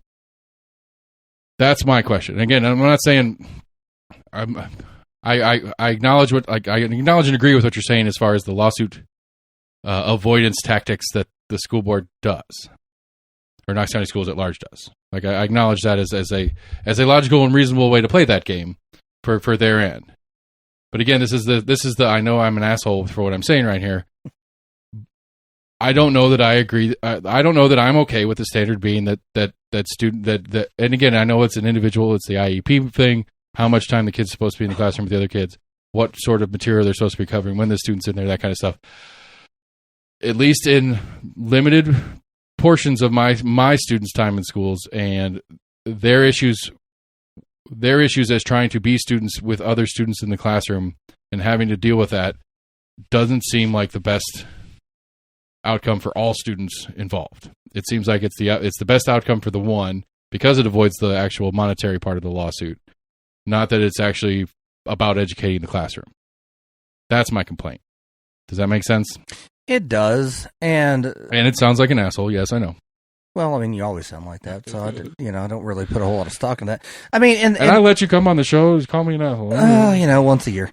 So, but no, I mean, I think it's a valid concern, and where the legalities come down on that hard and fast, I can't opine on that because I can tell you that of the cases I've been involved with, that factual scenario has never been in play. It has always been a circumstance where, Johnny, Susie, whoever is, struggling in the educational process, and we don't feel like Knox County Schools are meeting us where you legally are required to as far as the IEP or 504 plan is concerned. Let's work together and try to resolve that so the student can be educated appropriately. Again, individualized education plan and move forward in a constructive manner. So it has never cropped up in my practice where you have a student with such mental disabilities where they are fundamentally disruptive in the classroom, and that is the issue at hand. So it would be difficult for me to say in that circumstance, but I do understand your concern for certain. Right, and maybe and maybe mine was a unique case, and it was unique specifically, and maybe I'm conflating an individual event with a broader issue. I don't know. But I know that most people are afraid to touch it in conversation because sure, it's just hot button issue. It just doesn't come across well, and again, it goes back to what the original part of the voucher charter school, public school are like. What's the point? What are we doing? We're trying to educate our kids into a future, so we have at least a generation of kids that can take care of us when we're old and decrepit. That's the minimum standard. That's very important. That's the minimum standard to me. Is I want a set of human beings that can change my bedpan. And all that other kind of things when I'm in the nursing home and can't handle I can't take care of myself anymore. That's the goal. That and I get those sweet Apple goggles that just came out. Nice. I really like. I kind of want them. I'd say once we get old enough, it's going to be more like automated robots that'll be helping us out. Not seriously. I mean, well, with my general take on the education system at large, I'm hopeful for that too because I don't trust any of the kids to do it for me. And I was at least 5 years ago or so. There were already like little small robots that Japan was testing out in assisted living facilities, just so more residents were getting some kind of interaction. Yeah, I mean this AI stuff's scary. Like it just is. Like I like that. Like there's cool parts to it, 100%. Like that sounds like a cool thing. But there's definitely at a precipice that. There's some scary shit going on, and like, what's funny is that like to me, it's already filtered into the elections this year. Yeah, but to me, like Elon's been one of the few people that's in the tech sector that's like, we need to chill out, guys. Yeah, we need to look at this, and he's too wrapped up in all the political damage of buying Twitter or whatever, So nobody wants to listen to him on the AI conversation, but it's. I don't know. Like I'm scared. Like the deepfake stuff is probably the tip top, especially in the political conversation of what's going on with AI right now. Right. Like it's getting pretty damn good. And people are easily fooled. Right. Before this, people were easily fooled. I think more importantly, especially with how gross the political landscape is, anyway, is people want to believe what it is. True. Whether it's a deepfake of Biden doing something stupid, and people that already tend to not like Biden anyway are like, yeah, see when he did that stupid thing, and it's like, did you hear when he said this? And it's like and yeah, because I got video of it. Yeah, it's I don't know.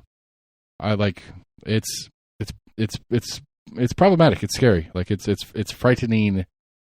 How easily it can really change the landscape. But I think there's already like chat bots that you can. I'm assuming it's not free.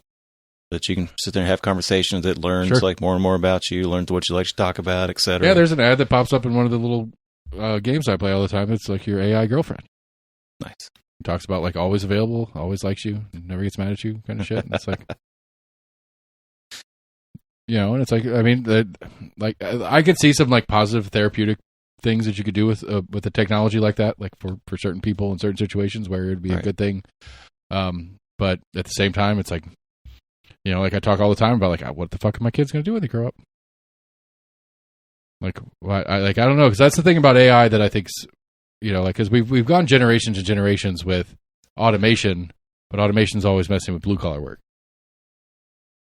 But AI doesn't give a shit. Like, I think you, Jamie, the AI is something you're going to have to battle with or use as a tool in your toolbox if you haven't already. I disagree. You don't think AI is a bad thing for legals? No, I think because the legal profession is controlled by lawyers, those lawyers will not allow robots to take over lawyer jobs. If we were beholden to someone else, I think you're probably right. But lawyers are are not going to allow themselves to be put out of business? See, I don't know, because maybe lawyers per se, but law firms will. And law firms are going to be balancing the two of, I could charge X per hour, and I can have one guy do all the different briefs and all the different paperwork on this thing now with the help of AI that used to take me 2 or 3 associate lawyers and stuff like that I now don't have to pay. Right. It's already been found in a couple major cases, whether they inadvertently did it or just out of laziness were like, hey, look for cases and find me this. Well, and that's the thing, is I think it can enhance a practice, supplement a practice, but the thing is that we're bound by ethical rules, and under at least the current ethical rules in the state of Tennessee, you could not abdicate your legal judgment and, in your case, in your scenario, your legal research and analysis skills to a robot. You can't do that. If you were found to have done that, that would be sanctionable. And those ethical rules are created by, modified by lawyers. And ultimately, those lawyers are not going to want to put themselves out of business. Would it be more beneficial and convenient to have a robot assist with research, brief writing, and whatnot? It might be, but ultimately, lawyers are not going to want to put themselves out of business. And if you continually erode that, eventually the premise is going to be, well, why do we need lawyers anyway when we can just ask the robot? I mean, I've asked that question a few times anyway, without the robot part. But well, then maybe that's going to be one of the few exceptions, because I think a lot of the AI stuff that's getting applied, like UPS was one of them. Like UPS did a big bunch of layoffs, and a bunch of the right wing anti union people are blaming it on the fucking contract, the Teamsters thing that went through a couple months ago. But when you go look at it, everybody they're laying off is their management and logistics team, not their drivers. They still need their drivers. They just don't need all the right. But they just don't need all the people who have to figure out all the different parts and pieces and where the stuff's going and making schedules, like simple stuff like making schedules for all the drivers to work, or the warehouse team schedules and stuff like that. That's now getting all automated through AI. And so it's not just the blue collar worker anymore that's getting automated out of work. And that makes sense. For now being perfect with the whole, eventually we're going to get, the drone deliveries and stuff like that going too. Whether you agree with that's good or bad, it makes sense. But here, I think, is the difference between that scenario and what we're talking about with the legal field is that these logistics persons, they don't have a profession that controls logistics people, that make the rules for logistics people, and who can basically save their own jobs by saying, no, we're not going to do that. So I think that would be the key difference between that scenario and what we were talking about. Right, but over the span of time, all the people who are currently in logistics can't turn into lawyers. What professions? God, I hope not. I just still need a job. I'm just saying, what professions are left as we tick off the ones that can be ticked off? That I don't know. And that's the scary part to me. It's like, there's a lot of there's a lot of medical stuff that AI can do. Maybe not the totality of it. We still need doctors and nurses and stuff like that. But does it reduce the total number? Potentially. It started using some to evaluate X-rays. Yeah, accounting's a big one. For good and for bad. Yeah, accounting. Like a lot of the business ones are, because a lot of business stuff is more formulaic and, like fill in the blank kind of stuff, especially with IRS and dealing with your tax stuff. It's a lot of fill in the blank stuff, and the computer can do that. The computer can figure that out and learn it and do it for you and stuff like that. So, you're gonna have accounting and logistics and portions and pieces of the medical field. What about clergy? I mean, they can't molest kids, so that's a win. Physically, sure they could they could mentally do it. Yeah, you're right. It could be an emotional and mental abuse situation for sure. And so that's but that's like as both like automation of tasks and automation of mental capacity, for lack of a better word, AI get better and better and better. Like, I don't know, like, what do we do? That's what they've talked about. Essentially, we're looking at creating AI to then kind of semi-police AI. Right? Yeah. I mean, I thought Andrew Yang was crazy, and the deeper I get into this field of trying to go down the rabbit hole on where this goes eventually, the more I'm like, yeah, maybe that UBI thing's not the worst idea. Something, because the one thing I think that's a universal truth in all this is that it's not going to get cheaper because of, like, the theory would be, it's like, okay, well, we have a computer that costs $1 million to buy, but then it only costs a couple $1,000s a year to operate, that took the jobs of 15 people. Well, then whatever we're churning out on the other side should be 50%, 80% cheaper. But I don't think that's going to happen either. So, like where if everything got super, super cheap as a result, then we could at least be like, okay, well, then we can all be YouTube stars and have mildly successful channels that pay us enough to, cover whatever, because everything's super cheap now. But that ain't going to happen. Yeah, amazing podcast. I know. We're like 3 years in now. It's been that long, really? Yeah, maybe 4. We started right before the pandemic, like literally right before the pandemic. Man. Not too far from now.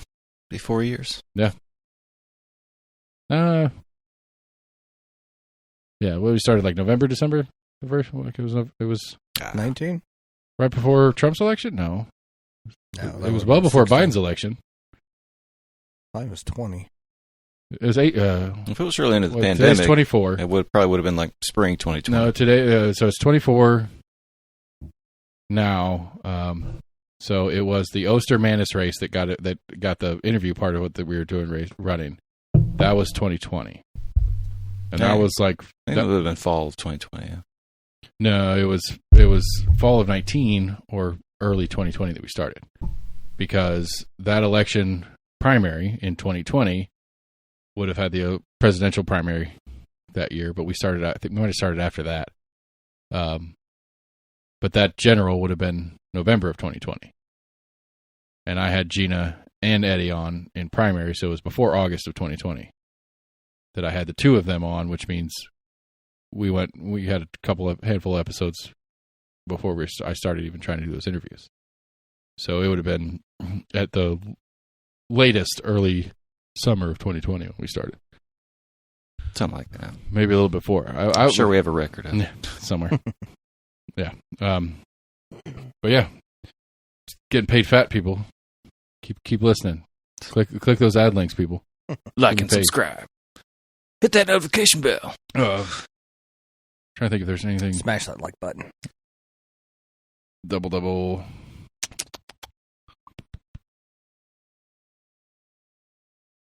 Yeah, we talked about yours. Yeah, that's all cool. So when is Nikki Haley gonna drop out? Why would she? Like, there's all the sorts of questions about how, like, what happens if, like, what are the rules if Trump does somehow get disqualified somewhere in one of these legal processes? Like, does the party get to just put somebody up, or do they get stuck with whoever's still? What are the examples primary? that he would be technically disqualified for? Do you think? I don't know. Or I mean, or like I don't think there's anything left that can. Well, I mean, technically, the current case is still outstanding, but the writing seems to be on the wall. Right. That's not going to happen with Colorado. Assuming the Colorado case gets dismissed, which, like you said, I think I agree too. I think it's likely that the Supreme Court is going to side with not side with Colorado. I won't say side with Trump. Not side with Colorado on it, and that would be the last of the possibilities to take him off the primary ballot. If he gets convicted, he'd still, at least as far as I know, he still can be elected. All right. I'm not sure whether if he's incarcerated. I mean, if it's federal, he'll try to pardon himself. I mean, if it's state, he can't do that. Right. The federal one has a whole bunch of questions of whether he could pardon himself or not, but assuming he could, he would. I think only the Georgia case is state. Right, the Georgia case is state, and if he's at a Georgia state prison, he can try to pardon himself from there. He could try to lean on the governor of Georgia. I mean, I he don't will. think He'll there's get any pardoned. chance. I don't think there's any chance he would actually be in prison because he would appeal it and would probably be out on his own recognizance pending appeal. I think typically you still go to prison. I don't know criminal law, but my understanding is that if you get convicted, you go to prison. Depending on the severity of it. But during your appeals, you're usually in jail. I agree with you. I know what you're saying. It's my understanding, at least. But I mean, like at that point, if he is elected, if he is the president-elect and/or the inaugurated president of the United States in prison in Georgia, the amount of power that he could wield onto the governor of Georgia to get the governor of Georgia to pardon him is pretty extraordinary. It would be real. I would be real hard pressed, like it or not. Whoever the governor of Georgia is at the time is going to probably have to pardon him. Just because that the federal government and the executive branch of the government has the power to make things really, really, really, really, really painfully difficult for the governor of Georgia. And I wouldn't see why Trump wouldn't. What a constitutional mess that would be. Sure, but I wouldn't see why Trump wouldn't do anything and everything he can to punish the state of Georgia in every way possible until they pardon him. Is there some outside chance he could die soon? Definitely. The same probability as Biden dying soon, yes. Quite frankly, no offense to the president, but both would be great options. I would prefer Kamala Harris to be running right now as opposed to Biden. Trump wins walking away against Kamala. No, well, maybe not. But see, that's about. I mean, like we've talked about it before, but like, sorry to repeat myself, audience, but like that to me is what's so gross about this is that anybody against the other. Anybody but against the other is a walk-away win. The only reason this is a close race is because it's two of them. There was a recent poll out of, I want to say, Wisconsin, that if it was Biden-Haley, I think Haley was ahead by like 15 points. Yeah, that's what I'm saying. At least in Wisconsin, which is anybody swing but, states. which is a swing state, which is important. Anybody but, and as much as I don't like Kamala Harris, I think even Kamala Harris maybe. Against Trump, Kamala Harris wins, walking away. I don't think that's true, honestly, personally, but I'd prefer Mayor Pete. But Pete. any other generic D versus Trump wins. Oh, Bernie, where are you when huge, you need you? Like huge. He got a heart attack. Did he? The more the longer I pay attention, the more I kind of like Bernie. I just wish he'd actually stick to his fucking shit. What do you mean? He turns into such a Democrat when he has to. He's been pretty fucking consistent the whole time. He's almost been alive. Nah, he folds into whatever the Democrats need when they need his vote. I don't think so. He's not flip floppy. He's not flip flopping. It's just super liberal. Right. It's just this is something this is something that's not really that doesn't really that the more progressive sort that he kind of aligns himself with. Say this doesn't go far enough, and so we're not voting for it, but he'll still vote for it. That kind of shit. But anybody, like I said, anybody but Trump, Haley would be an example. I think fucking DeSantis or any of the Republicans that started running, maybe short of Pence. Pence is the only one that I think wouldn't beat the shit out of Biden. But any other, just don't use the R word. Any other Republican, is that the R word? What's the R word? Promise wallet. I think Vivek would beat it. I think I didn't use the. You told me not to use the R word. I didn't use it. I think Vivek would beat the shit out of Joe Biden. I don't think so. I think he would. That guy is way too polarizing. That guy is issues. More than Trump is. Yeah, I think so. Yeah, it's close.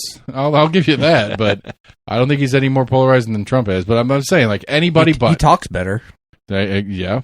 But anybody but Biden running against Trump would beat the shit out of Trump. Short of maybe like a couple like I think Hillary Clinton would be the same as it was last time. I think it would be another. I think Clinton, Biden, or Harris are the only exceptions to my statement. I think anybody else. I think Mayor Pete. I think Cory Booker. I think fucking ancient ass Pelosi running for president would beat the shit out of Trump. No, I don't think so. No, I don't think so. I'm sorry, gonna have to. I think there is a. Well, yeah, she has the same problems he does because he's old as shit. Elizabeth Warren, Amy Klobuchar. I think there's a shorter list of people who wouldn't beat Trump in the Democratic Party than there is who would. And I think it goes both ways. I think both sides of this presidential election, the only reason this election is tight is because of who it is. Anybody else against one of the two that's here is going to would clean up. Biden should have, because Nikki Haley sucks, and she would beat the shit out of Biden. Like, I don't like Nikki Haley. I wouldn't vote for Nikki Haley. I won't primary for Nikki Haley either. I might pull Vivek even though he's not on the ballot. I might write him in just for you. Don't do that. Doesn't matter. We're in Tennessee, buddy. You know how much No. I mean, that was the one thing that I was excited about when I moved to Florida. I thought at least my vote might count a little bit. But here's the thing is, for me, and you may be surprised to learn this, is I'm technically a registered Republican. Have been since I was 18 years old. You live in Tennessee. You're not registered for shit. Yeah, well, fair enough. But I think what Biden should have done is pulled what Johnson did for his reelection campaign, is bow out. In 68. I mean, he did the right thing in saying, I'm not going to do this.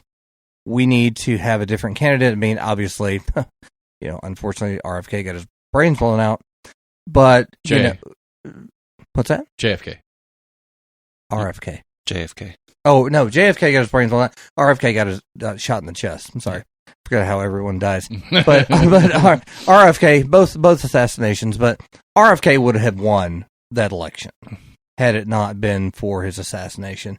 And I think what LBJ did at the time was the right thing for the country in bowing out, because he probably was not going to be reelected because of the Vietnam problem, and he turned it over to the next generation to give them a shot.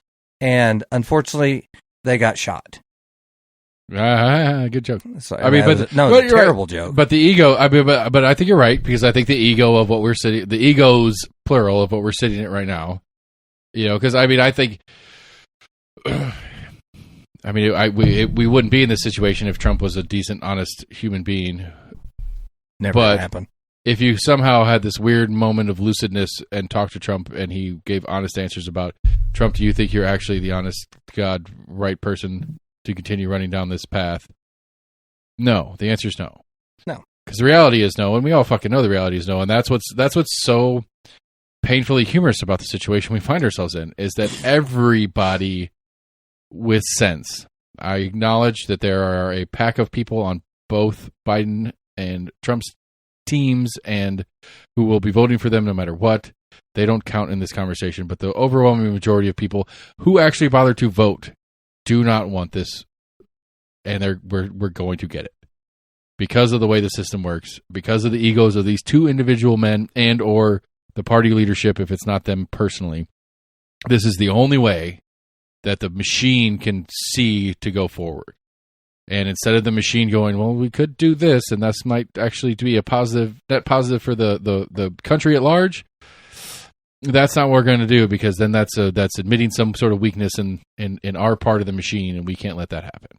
No, I think Biden even said not long ago that he probably would not have run, or something to that lines, had Trump not been running. How dumb of a statement is that? I know. I mean, it's an arrogant statement, because he's saying I'm the only one that can beat Trump because I did. That's what he's saying. Well, Hillary beat him too. I mean, if you're looking at the popular vote. But that's not how this works. No, well, technically speaking, but the point being is, no, you're not the only one who can beat him. And I think it's just an arrogant statement to say that you are. And again, I think that goes back to current politics, that back in the days of yesteryear. Well, it used to be. Go ahead, sorry.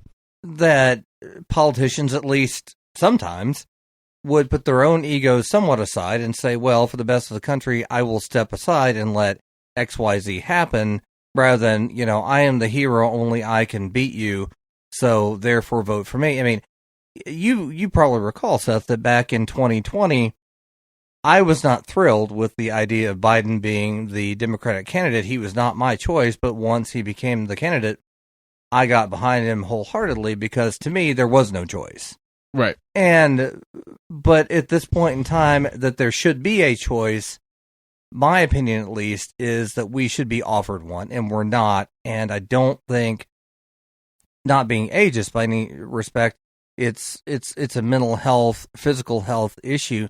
We should not have a 77-year-old versus an 81-year-old for the highest elected office in the country, possibly, globally, so to speak, to serve a 4-year term. I mean, neither one of them, if we're being honest with ourselves, are mentally and possibly even physically fit at this point to be the commander-in-chief of the United States military, country, et cetera, et cetera. It's just, that should not be a circumstance that we find ourselves in, but we do.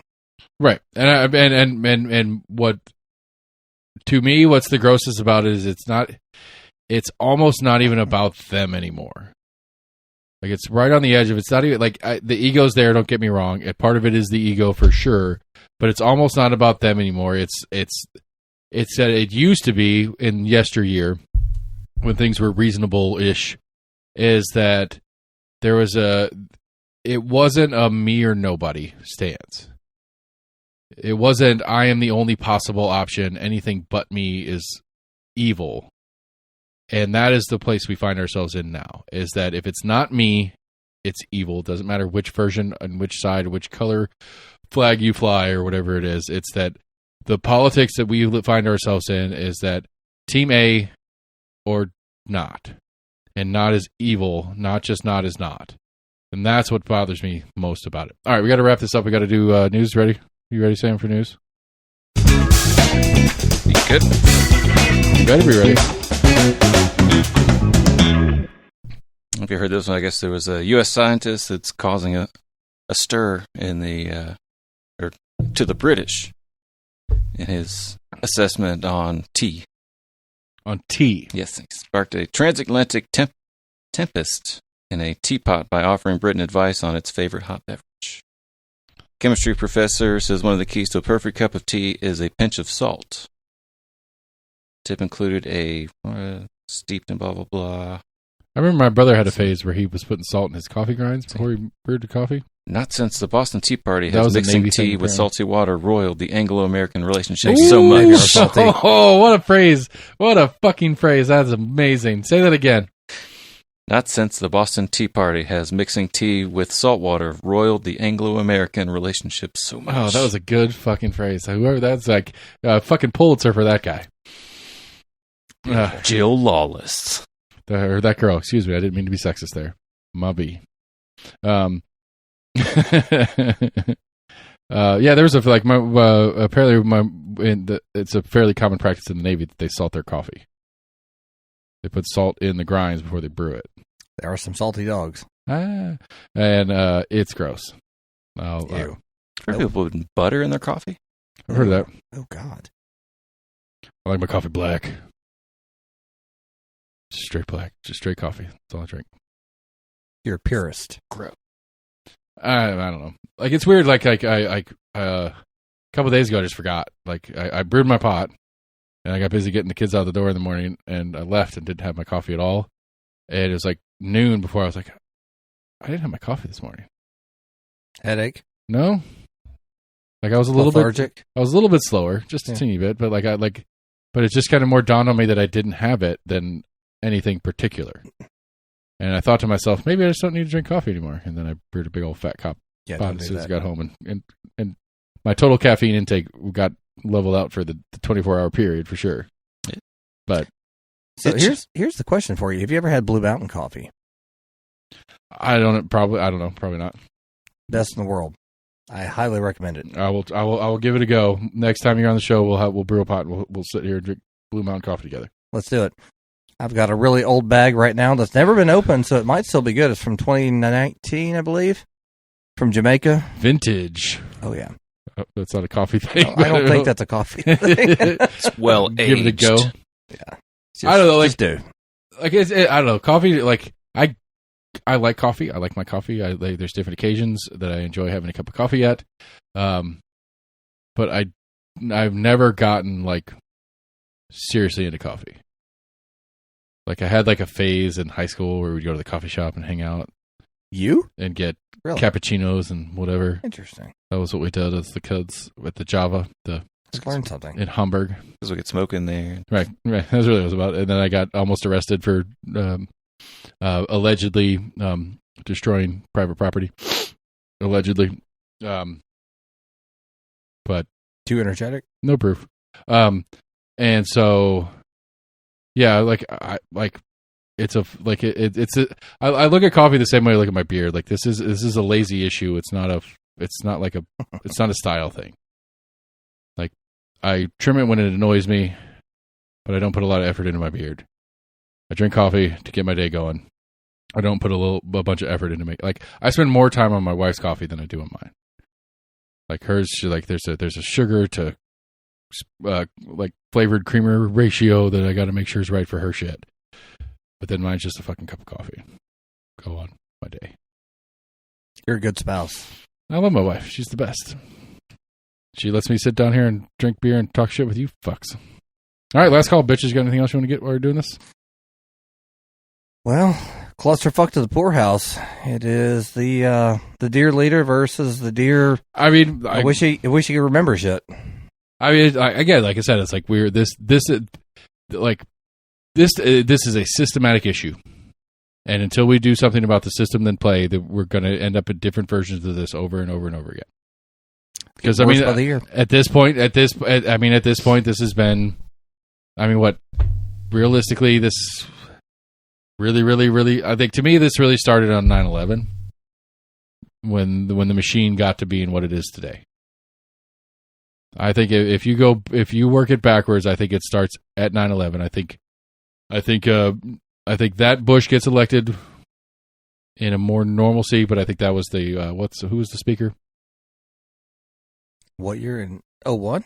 And I know, I guess it was like because 01, yeah, not in 01 because that was the Democratic House at the time. But who took the speakership at the last 2 years of Bush Jr.? That was talking 07, 08? Because that was the guy. Yeah, that was the guy who said, "My job as the Republican Speaker of the House is to not let Obama get anything done." So wait, are we talking about Bush or Obama? We're talking about, well, it started with Bush in the sense that like there was this like, well, we got attacked on 9/11. He can do no wrong, and he did a ton wrong constantly, and we weren't allowed to say it. Dixie Chicks being the perfect example. Not that I have any fucking care about the Dixie Chicks at large, but they're the chicks. Boehner, maybe? They're the chicks. No, Newt.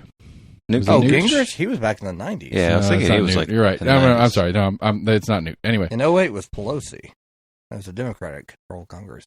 The first 2 years, who followed her in 10? In 10? Please hold. I think I may have read one of the chicks died recently. Yes. Yeah. The not hot one. Because she dropped the Dixie.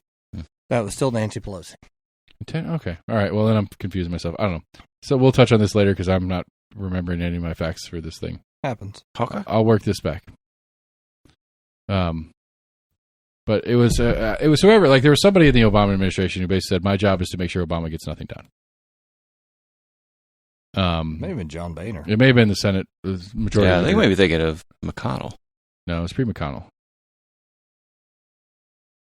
Because he was one of the main. He was the main sticking points in Obama trying to pass judges, and McConnell basically was right. That was on the very tail end of Obama's administration, though. That was the right.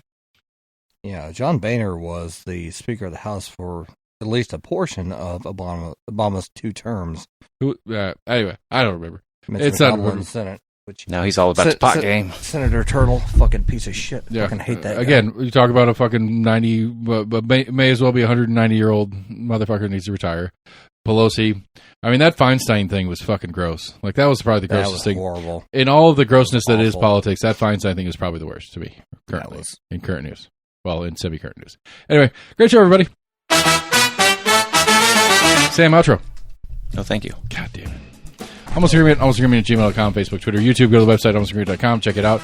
Go to hollaroo.co, happyhollerfest.com.